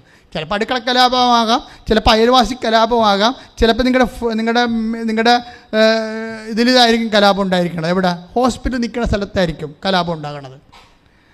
ചിലപ്പോൾ നിങ്ങളോട് വളരെ താല്പര്യമുള്ള ഡോക്ടർമാരെ ചില നേഴ്സുമാർ ചോപ്പിട്ട് അവരുടെ ഭാഗത്ത് കൊണ്ടുവന്നിട്ട് നിങ്ങൾക്ക് പണി തന്നെന്ന് വരും. ഇപ്പം പണി തരണതും പാരവെപ്പൊക്കെ എല്ലായിടത്തും ഉണ്ട്. എല്ലായിടത്തും പണിയില്ലാത്ത, പാരവെപ്പില്ലാത്ത പാർട്ടിയില്ല, സർക്കാർ ഓഫീസില്ല, അതുപോലെ വീടുകളില്ല, ഒന്നുമില്ല. എല്ലായിടത്തും ഈ സാധനം ഉണ്ട്. അത് അവർ പറയണത് ശരിയാണെന്ന് അവർ പറയുകയും ചെയ്യും. ഇപ്പോൾ മാർത്ത പറഞ്ഞത് ശരിയാണെന്നല്ല മാർത്ത പറയണത്. അപ്പോൾ ഈശോ പറഞ്ഞത് എന്താണ്? ഇതൊന്നും അല്ല പ്രശ്നം എന്താണ്? നിങ്ങൾ ദൈവത്തോട് ഇൻറ്റിമസി ആകുക. നീ വന്നിവിടെ മറിയം നല്ല ഭാഗം തിരഞ്ഞെടുത്തെന്ന് പറഞ്ഞു കഴിഞ്ഞാൽ മറിയം കർത്താവിൻ്റെ അടുത്ത് വന്നിരുന്നു എന്നതിൻ്റെ അർത്ഥം. പലരും നമുക്ക് പണി വെച്ചാലും പാര വെച്ചാലും നിങ്ങൾ കർത്താവിൻ്റെ അടുത്ത് ഇരിക്കുകയാണെങ്കിൽ ആർക്കും നിങ്ങളെ തൊടാൻ പറ്റത്തില്ല. നിങ്ങൾ പക്ഷേ എന്ത് ചെയ്യും? പാര വെച്ചവരുടെ പുറകെ നമ്മൾ അടുത്ത പാരയും കൊണ്ട് നമ്മൾ ചെല്ലും. പണി വെച്ചവരുടെ പുറകെ നമ്മൾ അടുത്ത പണിയും കൊണ്ട് ചെല്ലും. അതുകൊണ്ട് നിങ്ങളുടെ ഉടമ്പടി കൊളാപ്സ് ആവും. അപ്പോൾ അതുകൊണ്ട് ഉടമ്പടി കാലത്ത് എങ്കിലും പ്രത്യേകം ശ്രദ്ധിക്കണം. ഇഷ്യൂസ് ഇങ്ങനെ ഡെവലപ്പ് ചെയ്തുകൊണ്ടിരിക്കും, പക്ഷേ നിങ്ങൾ ഇൻറ്റിമസി കീപ്പ് ചെയ്തുകൊണ്ടിരിക്കണം. ആരവിടെ? കർത്താവുമായിട്ട് ആത്മബന്ധം. അത് നിങ്ങളുടെ ലക്ഷ്യമായിരിക്കണം. അങ്ങനെ പല ആൾക്കാരും പല രീതിയിൽ പ്രലോഭനവും പല രീതിയിലുള്ള പ്രതിരോധമൊക്കെ ഉണ്ടാകുമെങ്കിലും നിങ്ങൾ ദൈവത്തിൽ നിന്ന് വിട്ടുമാറിപ്പോകരുത്. വിട്ടുമാറാതെ നിങ്ങളാ വിശുദ്ധിയിലും ഭക്തിയിലും പ്രാർത്ഥനയിലും അതേസമയം നിലപാടിലും ദൈവത്തോട് ആത്മബന്ധം പുലർത്തിക്കൊണ്ട് നിൽക്കണം. എന്താണെന്ന് വെച്ച് കഴിഞ്ഞാൽ ആത്മബന്ധം പുലർത്തിയാലുള്ള ഗുണം ഇൻറ്റിമസി ഉണ്ടാകും. ഇൻറ്റിമസി ഉണ്ടായിക്കഴിഞ്ഞാൽ എന്താ സംഭവിക്കണത്? നമുക്ക് വെളിപാടുകൾ കൂടും. ഇൻറ്റിമസി കൂടിക്കഴിഞ്ഞാൽ ഇപ്പോൾ 14:21 യോഹന്നാന്റെ സുവിശേഷം. എന്നെ സ്നേഹിക്കുന്നവനെ എന്നെ സ്നേഹിക്കുന്നവനെ എന്റെ പിതാവും സ്നേഹിക്കും. ഞാനും അവനെ സ്നേഹിക്കുകയും എന്നെ അവന് വെളിപ്പെടുത്തുകയും ചെയ്യും. Praise the Lord. അതാണ് എന്നെ സ്നേഹിക്കുന്നവനെ എൻ്റെ പിതാവ് സ്നേഹിക്കും. പിന്നെന്ത് ചെയ്യും? ഞാനും അവനെ സ്നേഹിക്കും. പിന്നെന്ത് ചെയ്യും? എന്നെ എന്ന് വെച്ച് കഴിഞ്ഞാൽ എന്താണ്? എന്നെ അവന് വെളിപ്പെടുത്തുകയും ചെയ്യും. എന്ന് വെച്ചാൽ ബൈ പേഴ്സൺ വെളിപ്പെടുത്തണമല്ല. എന്നെ എന്ന് പറഞ്ഞാൽ ആരാണ്? ഈശോ അല്ലേ? ഈശോ എന്ന് പറയുന്നത് ആരാണ്? ഈശോ എല്ലാമാണ്. കൊളോസ്യസ് 3:11 എന്ന് പറഞ്ഞ യേശു എല്ലാമാണ്. അപ്പം എല്ലാവരിലുമാണ്. അപ്പം എല്ലാമായ യേശു. ഇപ്പം നിനക്ക് ജപ്തി നടപടി വന്നു. ഇതെങ്ങനെയാണ് ഇതിന് രക്ഷപ്പെടുന്നതെന്ന് യേശുവിന് അറിയാം. എന്താ കാര്യം? അവനെല്ലാമാണ്. നീ അവനുമായിട്ട് ഒരു ആത്മബന്ധത്തിലേക്ക് വരുമ്പോൾ എന്ത് പറ്റും? അവൻ എല്ലാമായ ഈ ജപ്തി നടപടിയിൽ നിന്ന് എങ്ങനെ രക്ഷപ്പെടുന്നുണ്ടോ നിനക്ക് വെളിപ്പെടുത്തി തരും. അതെന്തുകൊണ്ടാണ്? അതായത് നിൻ്റെ മുഖത്ത് നോക്കി നീ നടക്കേണ്ട വഴി ഞാൻ നിന്നെ ഉപദേശിക്കും. അത് 32:8 വരണത്.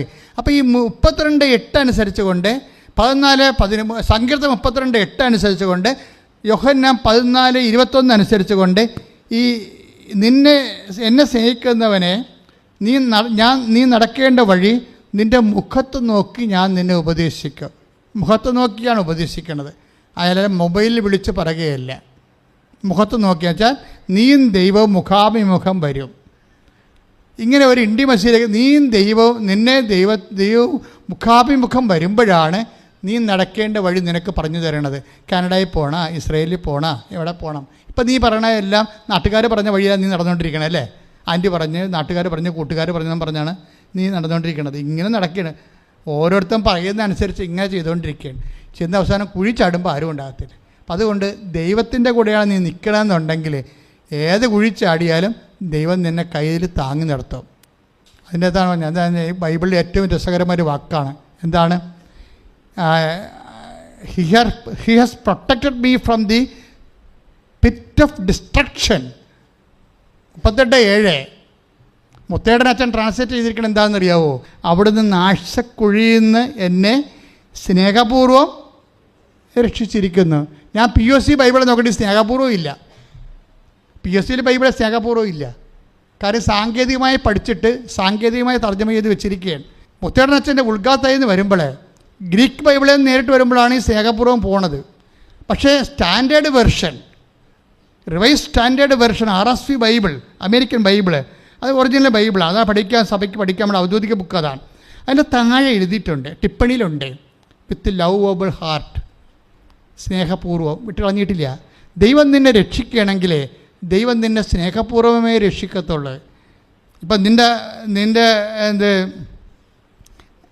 നിൻ്റെ കൈ വാതിൻ്റെ ഇടയിൽ പോയി, നീ എന്തു ചെയ്യും? അമ്മ ഇങ്ങോട്ട് വന്നിട്ട് വലിച്ചൂരി ഇങ്ങോട്ട് എടുക്കുക, അപ്പോൾ കൈ അവിടെ ഇരിക്കും.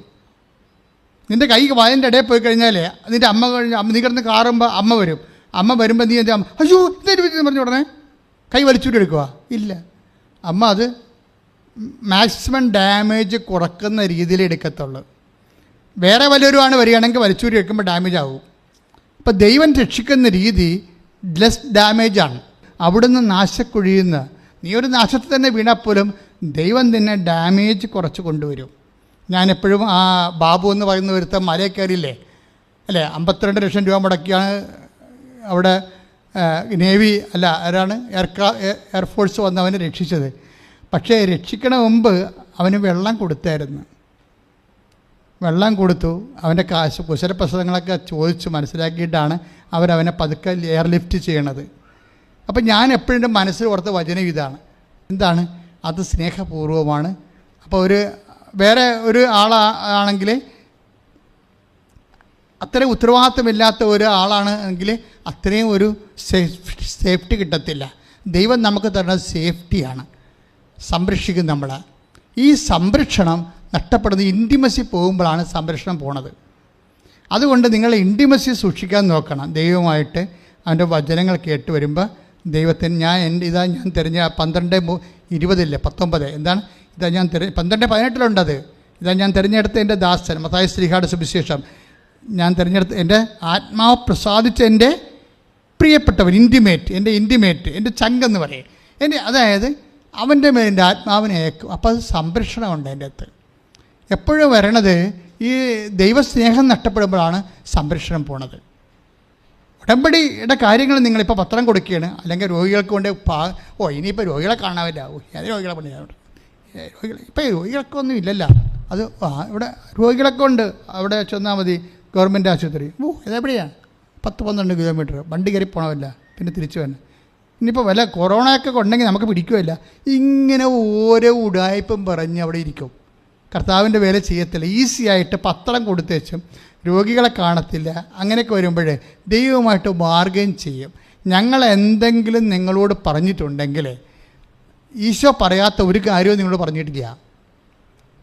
ഞാൻ രോഗിയായിരുന്നു, നിങ്ങളെന്നെ കണ്ടു, സന്ദർശിച്ചു, ഞാൻ നഗ്നനായിരുന്നു, നിങ്ങളെന്നെ ഉടുപ്പിച്ചു, വസ്ത്രം കൊടുക്കാം. അപ്പം അത് അങ്ങനെയൊക്കെ പറയുമ്പോൾ അത് കർത്താവിൻ്റെ വചനം, കർത്താവുമായിട്ട് ഇൻറ്റിമസി വരാനാണ്. ഇൻറ്റിമസി വന്നാൽ എന്ത് പറ്റും? ഇൻറ്റിമസി വരുമ്പോൾ എന്ത് പറ്റും? ഉടമ്പടി ചെല്ലണ പ്രാർത്ഥനയല്ല, നൊവേന പോലെ ചൊല്ലി ജപമാല പോലെ ചെല്ലണമല്ല. ചെയ്യാതൊരു മാർഗ്ഗമില്ല. കാര്യം മേജറായിട്ടുള്ള സബ്ജക്റ്റുകൾ ഇപ്പോൾ ഈ സുനിൽകുമാറിൻ്റെ സാക്ഷ്യത്തിൽ എന്തെല്ലാം കാര്യമാണ് നടന്നത്. വീട് വെച്ചു, ആ ഉറഞ്ഞ വീട് മാറ്റി വീട് വെച്ചു, അവൻ്റെ കടങ്ങൾ പരിഹരിച്ചു, മകന് ജോലി കിട്ടി, അയാൾക്ക് ജോലി കിട്ടി. അതൊക്കെ ഞാൻ പറഞ്ഞില്ലല്ലോ. അപ്പനും മകനും ജോലിയായി, കടങ്ങൾ പരിഹരിച്ചു. എത്ര കാര്യങ്ങളാണ് നടക്കുന്നത്. ഇപ്പം തന്നെ നമ്മുടെ സാന്ദ്രി ആൻഡ്രോയുടെ സാക്ഷ്യങ്ങളുടെ ഘടന പരിശോധിക്കുമ്പോൾ എന്താ, സാന്ദ്രി ആൻഡ്രോ ഉടമ്പടി എടുത്തിട്ട് ഭർത്താവിനെയും മകനെയും വേറെ പറഞ്ഞു വിട്ടിരിക്കുകയാണ് കണ്ണൂരിൽ നിന്ന്. നിങ്ങൾ ചെന്ന് അമ്മയുടെ മുഖത്തോട്ട് നോക്കണം. ഭാര്യ പറയണതാണ്, നിങ്ങൾ ചെന്ന് അമ്മയുടെ മുഖത്തോട്ട് നോക്കണം. എന്നിട്ട് അമ്മയോട് പറയണം, നമുക്ക് 15-ാം തീയതി ജപ്തിയാണ്, 15-ാം തീയതി മാർച്ച് 15-ാം തീയതി ജപ്തിയാണ്, അതുകൊണ്ട് ഒരു ഡേറ്റ് ഇട്ടും പോരാൻ പറഞ്ഞു. ഒരു ഡേറ്റ് ഇട്ടും പോരാൻ. എവിടെ? അമ്മയെടുത്തേ. അപ്പോൾ മകളുമുണ്ട്, അവൾ ബിഫാമ പഠിച്ചിട്ട് ദുബൈയിൽ പോകാൻ വേണ്ടി നിൽക്കുകയാണ്. അപ്പോൾ അവളുടെ പാസ്പോർട്ട് കൊണ്ട് അവളും വന്നിട്ടുണ്ട് അപ്പൻ്റെ കൂടെ. അപ്പനും മകളും കൂടി അവൾ എന്ത് ചെയ്യും, സിസ്റ്ററിനെ കൊടുത്തിട്ട് പാസ്പോർട്ട് മാതാവിനെ സമർപ്പിച്ചും തിരിച്ച് മേടിച്ച്. അപ്പൻ ഇവിടെ നിന്ന് വെച്ചു ഒരു ഡേറ്റ് ഇട്ട് മകളുമായിട്ട് ആലോചിച്ചിട്ട്, കാര്യം ജപ്തി ചെയ്ത് പോകുന്നതല്ല വീട് സ്ഥലവും, അതുകൊണ്ട് ഡേറ്റ് ഇട്ട് മാർച്ച് 10 പറഞ്ഞ് ഡേറ്റ് ഇട്ട്, മാർച്ച് 10 പറഞ്ഞൊരു ഡേറ്റ് ഇട്ടവർ. അവർ ഡേറ്റ് ഇട്ട് അപ്പനും മകളും കൂടി പാസ്പോർട്ടും മാതാവിനെ ഏൽപ്പിച്ചിട്ട് തിരിച്ചവർ കണ്ണൂർ ചെന്ന്. അപ്പോൾ അമ്മ പറഞ്ഞ് മാർച്ച് 10 ഡേറ്റ് അല്ലേ. അപ്പോൾ അവരോട് പറഞ്ഞിട്ടില്ല, അവരിങ്ങോട്ട് പറയണം മാർച്ച് 10 ഡേറ്റ് ഇട്ടിരിക്കണമെന്ന്. എന്താ കാര്യം വെച്ച് കഴിഞ്ഞാൽ ഇതിനൊരു ഇൻറ്റിമസിയുടെ പ്രോബ്ലം ഉണ്ട്. അതായത് നമ്മൾ ദൈവവും തമ്മിൽ ഉടമ്പടിയെ ശരണോടെ നടക്കുന്ന ആൾക്കാരുണ്ട്. ഇത് ഒക്കട്ടെ കിട്ടിയാ ഊട്ടിയെന്നൊക്കെ പറഞ്ഞ് ചെയ്യണ അലവരാതി ആൾക്കാരുണ്ടല്ലോ. അതല്ല ഉടമ്പടി എന്ന് പറയുമ്പോൾ സത്യസന്ധമായ കറക്റ്റ് ഉടമ്പടി എബ്രാഹത്തിൻ്റെ കാലം മുതലുള്ള സംഭവമാണത്. അത് യേശുവിൻ്റെ കാലമാണ്ട് കുർബാനയായിട്ട് മാറണത്. അത് ഉടമ്പടിയാണ്. ദൈവം ഉടമ്പടിയാണ് ചെയ്യണത് ഏറ്റവും വലിയ കാര്യങ്ങൾക്ക്. അത് നമ്മൾ ചെയ്യുകയാണ്. അപ്പോൾ ആ ചേച്ചി എന്ന് പറയുന്നത് ഇവിടെ തൊന്നപ്പോൾ എനിക്ക് മാതാവെന്ന് തോണ്ടിയെന്ന് തോന്നണവരെ കാര്യത്തിൽ അവരത് കറക്റ്റായിട്ടാണ് ചെയ്യണത്. അവരെൻ്റെ പഴയ ധ്യാനം കൂടി കൂടിക്കൊണ്ടിരിക്കുകയാണ്. ഉച്ചയ്ക്ക് ഇവർ അപ്പനെയും മകളെ ഇങ്ങോട്ട് പറഞ്ഞു വിട്ടിട്ട് അവരടുക്കളയിൽ ജോലി ചെയ്യുമ്പോൾ പഴയ ധ്യാനം വെച്ചുകൊണ്ടിരിക്കുകയാണ്. പണ്ടത്തെ ഉടമ്പടി ധ്യാനം വെച്ചുകൊണ്ടിരിക്കുകയാണ്, കേട്ടോണ്ടിരിക്കുകയാണ്. അപ്പോൾ എന്താ, നിങ്ങൾ ധ്യാനം പോലും കേൾക്കാത്ത ആൾക്കാരുണ്ട് അല്ലേ? ഇവിടെ ധ്യാനം കൂടിയിട്ട് അത് ഷെയർ ചെയ്യണം, നിർബന്ധമാണ്. ഇപ്പം അതുകൊണ്ട് എന്തെങ്കിലും ഇഷ്യൂ ഉണ്ടായി അച്ഛനെ കാണേണ്ട ഒരു അവസ്ഥ വന്നു കഴിഞ്ഞാൽ ഞാൻ ഇവിടെ വരുമ്പോൾ നിങ്ങളോട് ചോദിക്കും, എത്ര ഷെയർ ചെയ്തത് നിങ്ങൾ, എന്നാണ് ഷെയർ ചെയ്തത്? അപ്പോൾ എനിക്ക് സംശയമുണ്ട്, കാണട്ടെന്ന് പറയും. മൊബൈൽ എന്ന് ഷെയർ ചെയ്തത് കാണട്ടെന്ന് പറയും. കാര്യം ഇവർ മൊബൈൽ അപ്പോഴാണ് പറയണത്, ഇവർ ധ്യാനം കൂടിയിട്ട് പോലും കാണത്തില്ല. ആ ഉടമ്പടി വന്ന് 10 രൂപ മേടിച്ച് പോയി എന്നല്ലാതെ വേറെ ഒന്നും ചെയ്തിട്ടില്ല. ഇപ്പോൾ ഇഷ്യൂ ഉണ്ടായപ്പോൾ അവിടെ ഒന്ന് കൈയും കാലും വിട്ട് അടിച്ച് ബഹളം ഉണ്ടാക്കി, ഞാൻ എന്തുമാത്രം കഷ്ടപ്പെടുന്ന എത്രാത്ത നടപ്പാണെന്ന്, നിങ്ങൾക്ക് തന്നാലും എന്താ, അച്ഛനെ കാണാൻ ഒരു ചീട്ട് തന്നാലും എന്താണെന്ന് പറഞ്ഞ് ഇവരവിടെ സമ്മർദ്ദം ഉണ്ടാക്കി ധ്യാനകേന്ദ്രമാകുമ്പോൾ അവിടെ ഇരിക്കുന്ന ആൾക്കാർ ഇവരുമായിട്ട് ഗുസ്തി വെക്കുക. ഇല്ല, അവർക്ക് ചീട്ട് കൊടുത്ത് വിടും. എന്നിട്ട് പുറകെ വന്നതും പറയും മറ്റേ സംഭവം ഫ്രോഡാണ് കേട്ടാ, അവരൊരു പണിയും ചെയ്തിട്ടില്ല. പിന്നെ ഇപ്പോൾ കാര്യം ഉണ്ടായപ്പോൾ ചീട്ടും വലിച്ചുകൊണ്ട് വന്നിരിക്കണമെന്ന് പറഞ്ഞിട്ട് പോര്, ഇത്രയും നമ്പർ ചീട്ട് ഫ്രോഡാണെന്ന് പറഞ്ഞിട്ട് പോര്. അതെന്ന് വെച്ച് കഴിഞ്ഞാൽ അവർ നിങ്ങൾ അവിടെ ഇഷ്യൂ ഉണ്ടാക്കിയിട്ടാണ്, നിങ്ങളെക്കുറിച്ച് അവർക്ക് സംശയം ഉള്ളതുകൊണ്ടാണ്. അപ്പോൾ അതുകൊണ്ട് ഉടമ്പടി എന്ന് പറയുമ്പോൾ ദൈവവുമായിട്ട് നടത്തി എന്തെങ്കിലും കണ്ണിപ്പൊടി ഇട്ടിട്ട് എന്തെങ്കിലും നടക്കും നിങ്ങൾ വിചാരിക്കരുത്. നിങ്ങളിതിനകത്ത് ആത്മാർത്ഥത കാണിക്കണം. കാണിച്ചു കഴിയുമ്പോൾ ദൈവം ആരാണെന്ന് നിങ്ങൾക്ക് മനസ്സിലാകും. ഇപ്പോൾ ഇവരെന്താ ചെയ്യണത്, ഇവരെന്താണ് ചോദിക്കണത് ഭർത്താവിനോട്, നിങ്ങൾ മാർച്ച് 10 വെച്ചിരിക്കുന്ന ഡേറ്റ്, അമ്മ എന്നോട് പറഞ്ഞെന്ന് പറയും. അമ്മ നിന്നോട് പറഞ്ഞാൽ എന്ന് വെച്ച് കഴിഞ്ഞാൽ അവർ പഴയ ധ്യാനം കൂടിക്കൊണ്ടിരിക്കുകയാണ്. ഉച്ചക്ക് കഞ്ഞി അനത്തണ സമയത്ത്, കഞ്ഞി അനത്തണം എന്നല്ലേ പറയണത്, ഈ വാറ്റണ സമയത്ത് അല്ലേ, ചോറ് വാറ്റണ സമയത്ത് ഇവർ ഈ പഴയ ഉടമ്പടി ധ്യാനം കൂടിക്കൊണ്ടിരിക്കുന്ന സമയത്ത് അവിടെ നിന്ന് ഞാൻ അവരോട് പറഞ്ഞെന്ന് അവർ പറയണത്, നിങ്ങൾക്കൊരു നമ്പറുണ്ട് 42 എന്ന്. ഉടമ്പടി ധ്യാനത്തിനിടയ്ക്ക് കൂടി അമ്മ സംസാരിക്കുകയാണ്, നിങ്ങൾക്കൊരു നമ്പറുണ്ട് 42. ഇന്റിമസിയാണ്. നീ നടക്കേണ്ട വഴി നിൻ്റെ മുഖത്ത് നോക്കി അമ്മ ഉപദേശിക്കുകയാണ്, നിങ്ങൾക്കൊരു നമ്പറുണ്ട് 42. അവർ കലണ്ടറിൽ പോയി നോക്കി. അവരന്ന് ഈ സ്വരം കേട്ട സമയം മുതൽ അവർ മൊബൈൽ വെച്ചുകൊണ്ടിരിക്കണ്ടേ, മൊബൈലിൽ നിന്ന് സാധനം വന്നത്. അവർ ആ ഡേറ്റ് തൊട്ട് അവർ 42 ദിവസങ്ങൾ കലണ്ടർ എണ്ണി നോക്കിയപ്പോൾ 42-ാം ദിവസം മാർച്ച് 10. അതാണ് അവർ മാർക്ക് ചെയ്തിരിക്കണം, മാർച്ച് 10. കൃപാസന മാതാവ് സമയത്തിൻ്റെ മാതാവ്. അതേപോലെ തക്ക സമയം അമ്മ തീരുമാനിക്കുന്നു പറഞ്ഞതിൻ്റെ കാര്യം അതാണ്. അതായത് അപ്പോൾ ആ ഭർത്താവ് ഇട്ടിരിക്കുന്ന ഡേറ്റും മാർച്ച് 10. ഇവർ തമ്മിൽ അറിയാൻ പാടില്ലാതെ അവർക്ക് ഇട്ടിരിക്കുന്ന മെസ്സേജാണിത്. പക്ഷേ എന്താ സംഭവിച്ചിരിക്കുന്നത്, പിറ്റേ ദിവസം ഇവർ നടക്കേണ്ട വഴി കാണിച്ചു കൊടുത്തവർക്ക്. കാര്യം അവർക്ക് ജപ്തി നടപടിയല്ലേ. അപ്പോൾ മാർച്ച് 15-ാം തീയതിയാണ് ജപ്തി നടപടി. അപ്പോൾ മാർച്ച് 9-ാം തീയതി ആയപ്പോൾ ഇവർക്ക് ഒരു ഐഡിയ കൊടുത്തു. എന്താണ്, ഈ അവിടെ ഇരുന്ന ഉടമ്പടി തൈലം ഞങ്ങളെല്ലാം വെഞ്ചരിച്ച് തരുമ്പോൾ നിങ്ങൾ ഓർക്കരുത് ഇത് പായസമൊക്കെ വെഞ്ചരിച്ച് കിട്ടണ പോലെ വെഞ്ചരി. ഇതെല്ലാം ഉടമ്പടി കുർബാന ചെല്ലിയതിന് ശേഷം 12 തരം പ്രാർത്ഥനകൾ ചൊല്ലിയിട്ട് യേശു കർത്താവാണെന്ന് അതരം കൊണ്ട് ഏറ്റു പറഞ്ഞു, ദൈവന് മരിച്ചൊന്ന് ഉറപ്പിച്ചെന്ന് ഹൃദയത്തിൽ വിശ്വസിച്ചിട്ട് ലൂക്ക 2 റോമ 10:9 അനുസരിച്ചുകൊണ്ട് ആ ഫോർമുല അനുസരിച്ചുകൊണ്ട് ലൂക്ക 2:30 അനുസരിച്ച് രക്ഷ പ്രാപിക്കുന്ന രീതി, രക്ഷ യേശുക്രിസ്തു ആണ്. എല്ലാ ക്രിസ്തുവിനെ അതിൻ്റെ അകത്ത് പല രീതിയിൽ, പല ശക്തിയിൽ, പല രൂപത്തിൽ ഇൻകൾക്കേറ്റ് ചെയ്തിരിക്കുന്നതാണ്. ഇത് നിങ്ങൾ അതേ പവറിലാണ് വിശ്വാസ പ്രമാണം ചൊല്ലിയാണ് ഈ സംഭവം തിരിച്ചെടുക്കുന്നത്. അപ്പോൾ ഇവരങ്ങനെ എടുക്കാൻ കഴിവുള്ളവരാണ്. അവരെന്ത് ചെയ്ത് ഉടമ്പടി തൈലം കൊണ്ടുപോയിച്ചും ഈശോ ഇതിൻ്റെ സ്ഥലം കുറേ ആൾക്കാർ അന്ന് കണ്ടിട്ട് ആർക്കും വേണ്ട പോവുകയും അങ്ങനെ. അപ്പോൾ ഉടമ്പടി തൈലം ഒഴിച്ച് വിശ്വാസപ്രമാണം ചൊല്ലി. അപ്പോൾ ഇപ്പം ഞാൻ പറയണ കേട്ടിട്ട് നിങ്ങൾ ഉടമ്പടി തൈലം കൊണ്ടുപോയി അവിടെ ഇവിടെയൊക്കെ ഒഴിച്ചു വെക്കണത്, അതൊക്കെ ഒന്ന് വിശ്വാസപ്രമാണം ഒന്ന് പഠിക്കും മര്യാദക്ക്. അതിനുശേഷം വിശ്വാസപ്രമാണം സ്നേഹത്തോടെ ചെല്ലാൻ വേണ്ടി പഠിക്കണം. ചുമ്മാ ചെല്ലാൻ വിശ്വാസപ്രമാണം ആർക്കും പറ്റും, പക്ഷേ ഇത് വിശ്വസിക്കണം. യേശുക്രിസ്തു ഏകരക്ഷകനാണെന്ന് ഹൃദയത്തിൽ വിശ്വസിക്കണം. എന്നിട്ട് അധരം കൊണ്ട് ഏറ്റു പറയണം, ദൈവം അവനെ മരിച്ചെന്ന്, അവൻ കർത്താവാണെന്ന് അധരം കൊണ്ട് ഏറ്റു പറയണം. അവൻ മരിച്ചവൻ ഉയർപ്പിച്ചെന്ന് ഹൃദയത്തിൽ വിശ്വസിക്കുമ്പോഴാണ് ക്രിസ്തുവാകുന്ന രക്ഷയെ നമ്മൾ പ്രാപിക്കുന്നത്. അത് ക്രിസ്തു എല്ലാമാണ്. ക്രിസ്തുവിന് ശക്തി ആയതുകൊണ്ട് ബോഡി പ്രാപിച്ചാൽ അത് സൗഖ്യമായി മാറും, ജീവിത മണ്ഡലങ്ങൾ പ്രാപിച്ചാൽ അത് അനുഗ്രഹമായി മാറും, അതുപോലെ തന്നെ ആത്മാവിൽ പ്രാപിച്ചാൽ കൃപയായി മാറും, അത് നിത്യമഹത്വത്തിന് കാരണമാകും. ക്രിസ്തു എല്ലാമാണ്. അപ്പോൾ ക്രിസ്തുവിനെ വ്യത്യസ്തമായ രീതിയിലാണ് നമ്മളിത് വ്യത്യസ്തമായ മീഡിയൻസിലൂടെയാണ് ഇത് പ്രാപിക്കുന്നത്. അപ്പോൾ അതുകൊണ്ട് എന്താ ചെയ്യണമെന്ന് വെച്ചാൽ ഇവരെ കൊണ്ട് ഉടമ്പടി തൈലം വിശ്വപ്രമാണം ചൊല്ലി എടുക്കാത്ത സ്ഥലത്ത് ഒഴിച്ചിട്ട് അവർ പോകുന്നു. പിറ്റേ ദിവസം സ്ഥലം വിറ്റുപോയി. കാശ് കൃത്യമായിട്ട് 10-ാം തീയതി തന്നെ കൊടുത്ത് അവർക്ക് ജപ്തി നടപടി 15-ാം തീയതി, പിറ്റേ ദിവസം 10-ാം തീയതി സ്ഥലം വിറ്റുപോയി. അമ്മ പറഞ്ഞ ആ ഡേറ്റ് അമ്മ അതിലിട്ട ആ ഡേറ്റിന് സ്ഥലം വിറ്റ് പോവുകയും അവർ സ്ഥലം കാശ് കൊണ്ടേ കൊടുത്തിട്ട് ജപ്തി നടന്ന് രക്ഷപ്പെട്ട്. പക്ഷേ ആ സമയത്ത് തന്നെ മകൾ കയറിപ്പോയി, നമുക്ക് അവിടെ ജോലിയുമായി. ഇപ്പം ഇതെല്ലാം ഒരു അപ്പനും മകളും അമ്മയും കൂടി ചെയ്യുന്ന ഒരു എക്സിക്യൂഷനുണ്ട്, ഉടമ്പടി എക്സിക്യൂഷൻ. അതിനവർ കാണിക്കുന്ന ഉള്ളിലുള്ള ഒരു പൂർണ്ണമായ വിശ്വാസമുണ്ട്. ഇത് നിങ്ങൾ ആദ്യം പ്രാർത്ഥിക്കണം. അതായത് ഉടമ്പടിയുടെ ചെയ്യുന്ന ആൾക്കാരുടെ കുഴപ്പങ്ങൾ അവരൊക്കെ സംഭവിക്കുന്നത്. ചെയ്യുന്ന ആൾക്കാർ ആഴമായ വിശ്വാസവും ബോധ്യവും ഉണ്ടെങ്കിലേ പിന്നെ ഉടമ്പടി ഭംഗിയായിട്ട് ചെയ്യുന്ന ആൾക്കാരെ ചില ആൾക്കാർ തെറ്റിക്കാൻ നോക്കും. അപ്പോൾ ചിലരുടെ മുമ്പിൽ വെച്ച് അവർ ഉടമ്പടി വീട്ടിൽ പോലും പ്രാർത്ഥിക്കാൻ പറ്റത്തില്ല. അവരിങ്ങനെ പെയ്തും പെരുക്കൊക്കെ ഇരിക്കും. നിങ്ങളത് മൈൻഡ് ചെയ്യരുത്. വീട്ടിൽ എന്തെല്ലാം ഇതുപോലെ പിശാച് വന്ന ഭർത്താവിൻ്റെ രൂപത്തിലോ ഭാര്യയുടെ രൂപത്തിലോ നാത്തൂൻ്റെ രൂപത്തിലോ മക്കളുടെ രൂപത്തിലോ വന്നിട്ട് പിറുപിറുത്തോണ്ടിരിക്കും. പിറുപിറുപ്പ് തുടങ്ങുമ്പോഴത്തേന് ഓർക്കുക ഇത് ദൈവത്തിൻ്റെ അല്ല, ഇത് മറ്റേ കക്ഷിയാണ്. നിങ്ങളത് മൈൻഡ് ചെയ്യേണ്ട ആവശ്യമില്ല. നിങ്ങൾ ദൈവത്തിൻ്റെ കൂടെ ഉറച്ചു നിന്നുകൊണ്ട് നിങ്ങൾ ഏറ്റവും ജോലി അങ്ങോട്ട് പൂർത്തിയാക്കുക, ഭംഗിയായിട്ട് ചെയ്യുക. അതുകൊണ്ട് സ്വസ്ഥമായിട്ടിരിക്കുക.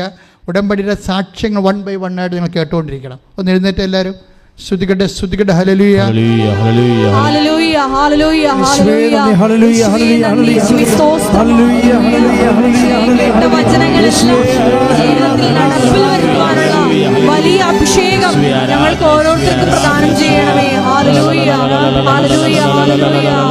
യേശുവേ നന്ദി, യേശുവേ സ്തോത്രം, യേശുവേ ആരാധന. ഹല്ലേലൂയ, ഹല്ലേലൂയ, ഹല്ലേലൂയ. യേശുവേ ആരാധന, യേശുവേ ആരാധന, യേശുവേ ആരാധന, യേശുവേ ആരാധന. സ്തുതിക്കട്ടെ, സ്തുതിക്കട്ടെ. യേശുവേ ആരാധന. കരങ്ങൾ ഉയർത്തിക്കൊണ്ട് സ്തുതിക്കട്ടെ. കർത്താവേ ഉടമ്പടിയുടെ നിയോഗങ്ങളെ ഓർക്കുന്നു ഞങ്ങൾ. ഹല്ലേലൂയ, ഹല്ലേലൂയ, ഹല്ലേലൂയ, ഹല്ലേലൂയ.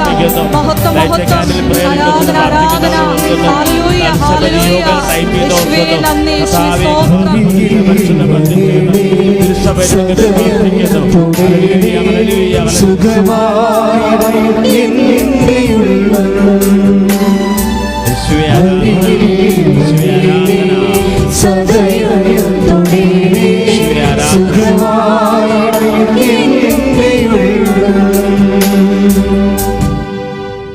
അറിയിപ്പുകളെ എല്ലാ ദിവസവും ഉടമ്പടി എടുക്കാൻ പുതുക്കാനും ഇവിടെ അവസരമുണ്ട്.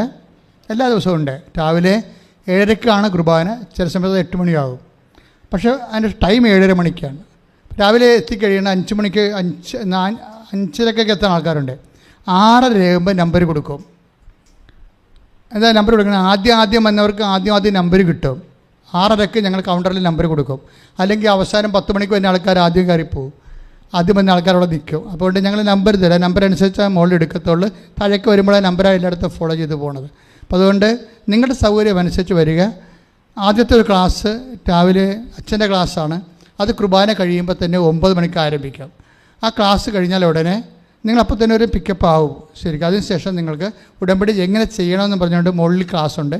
ഉടമ്പടി പുതുക്കാനുള്ളവർക്ക് സെക്കൻഡിലെ 2ാമത്തെ ഫ്ലോറിൽ കൗൺസിലിംഗ് ഉണ്ട്. അതിനുശേഷം ഫസ്റ്റ് ബാച്ച് ചെയ്യുമ്പോൾ പിന്നെ വരുന്നവർക്ക് ക്ലാസ് വൈകുന്നേരം 4 മണിയോടുകൂടി ക്ലോസ് ചെയ്യും. 4 മണി കഴിഞ്ഞാൽ പുതിയ ആൾക്കാർ എടുക്കത്തില്ല.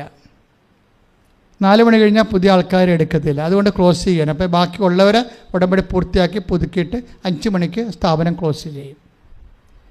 അതാണ് ഇവിടുത്തെ ടൈം ടേബിള്.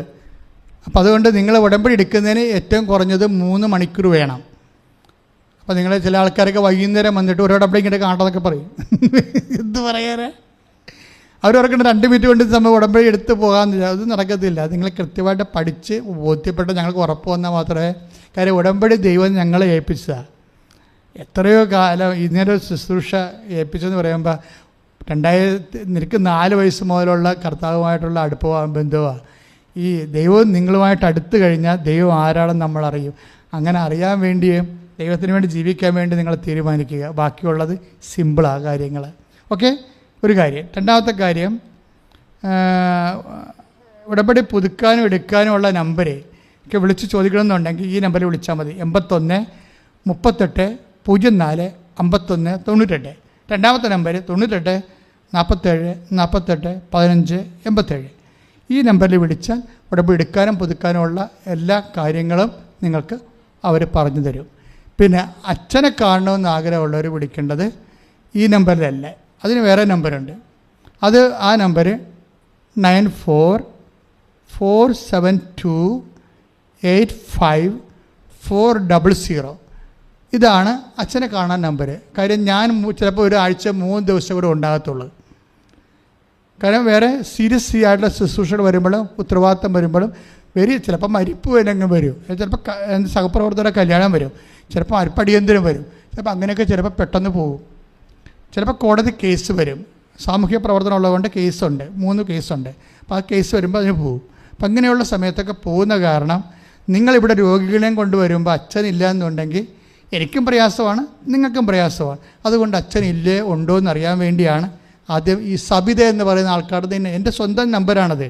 പക്ഷേ ഇരിക്കണത് ഇവിടുത്തെ കമ്മ്യൂണിക്കേഷൻ സെക്രട്ടറി കയ്യിലാണ് ഇരിക്കണത്. അവിടെ അവർ 9447285400. ഇതാണ് നമ്പർ. ഈ നമ്പർ വിളിച്ച് ചോദിക്കണം. കിട്ടാൻ വലിയ പാടാണ്, കാര്യം ആൾക്കാർ ഇങ്ങനെ വിളിച്ചുകൊണ്ടിരിക്കുകയാണ്. അപ്പോൾ നിങ്ങൾക്ക് ഇത് എന്ത് വിളിയെന്ന് ചോദിക്കും. പക്ഷേ ഒരു അരമണിക്കൂറൊക്കെ കഴിയുമ്പോൾ കിട്ടും. മറ്റാളെ ഓരോരുത്തർ ഇങ്ങനെ വിളിച്ചുകൊണ്ട് ഇരിക്കണമല്ല. അപ്പോൾ അതുകൊണ്ട് പ്രാർത്ഥിച്ച് വിളിച്ചിട്ട് കാര്യം പറയും. അപ്പോൾ കാര്യം പറയുമ്പോൾ രോഗികൾക്കാണിത് പറയണത്. പിന്നെ നീലക്കാർഡും വെള്ളക്കാർഡും ഉള്ളവരെ അച്ഛൻ കാണാം. നീലക്കാർഡെന്ന് പറയുന്നത് എന്താണ്? ഉടമ്പടി 1 കൊല്ലം പുതുക്കിയവർ. വെള്ളക്കാർഡെന്ന് പറയുന്നത് ഉടമ്പടി 2 കൊല്ലം പുതുക്കിയ ആൾക്കാർക്കൊക്കെ പച്ചക്കാർഡ് മാറും, വെള്ളക്കാർഡ് നീലക്കാർഡും വരും. അപ്പോൾ അവർക്ക് 90 ദിവസം കൂടുമ്പോൾ ഈ ചീട്ട് ഓഫീസിൽ കാണിച്ച അച്ഛനെ കാണാനുള്ള ഫ്രീ പാസ് തരും. പക്ഷേ ആവശ്യം ഉണ്ടാകണം, അത്യാവശ്യം ഉണ്ടാകണം. കഴിയാം നിങ്ങളുടെ കാര്യങ്ങളെല്ലാം അവർ കേട്ടിട്ട് നിങ്ങൾ അത്യാവശ്യമാണോ, ചുമ്മാ കാണാൻ വേണ്ടിയാണോ എന്നൊക്കെ നോക്കിയിട്ട് അതിനേക്കാൾ ആശുപത്രി നിൽക്കുന്ന ആൾക്കാർക്കാണ് ആദ്യം കൊടുക്കത്തുള്ളൂ. പിന്നെ എമർജൻസി രോഗികൾ, സോറിയാസിസ്, അതുപോലെ തന്നെ അവർക്ക് കേൾക്കുമ്പോൾ അറിയാൻ പറ്റും നിങ്ങൾക്ക് സർവൈവ് ചെയ്യാൻ പറ്റാത്ത രോഗികൾ. നിങ്ങൾക്ക് ജോലിക്കും ചെയ്യാൻ പറ്റണില്ല, ഇരിക്കാനും പറ്റണില്ല, നടക്കാനും പറ്റില്ല, ഉറങ്ങാൻ പോലും പറ്റാത്ത, ഭക്ഷണം കഴിക്കാൻ പറ്റാത്ത രോഗികളൊക്കെ ഇല്ലേ?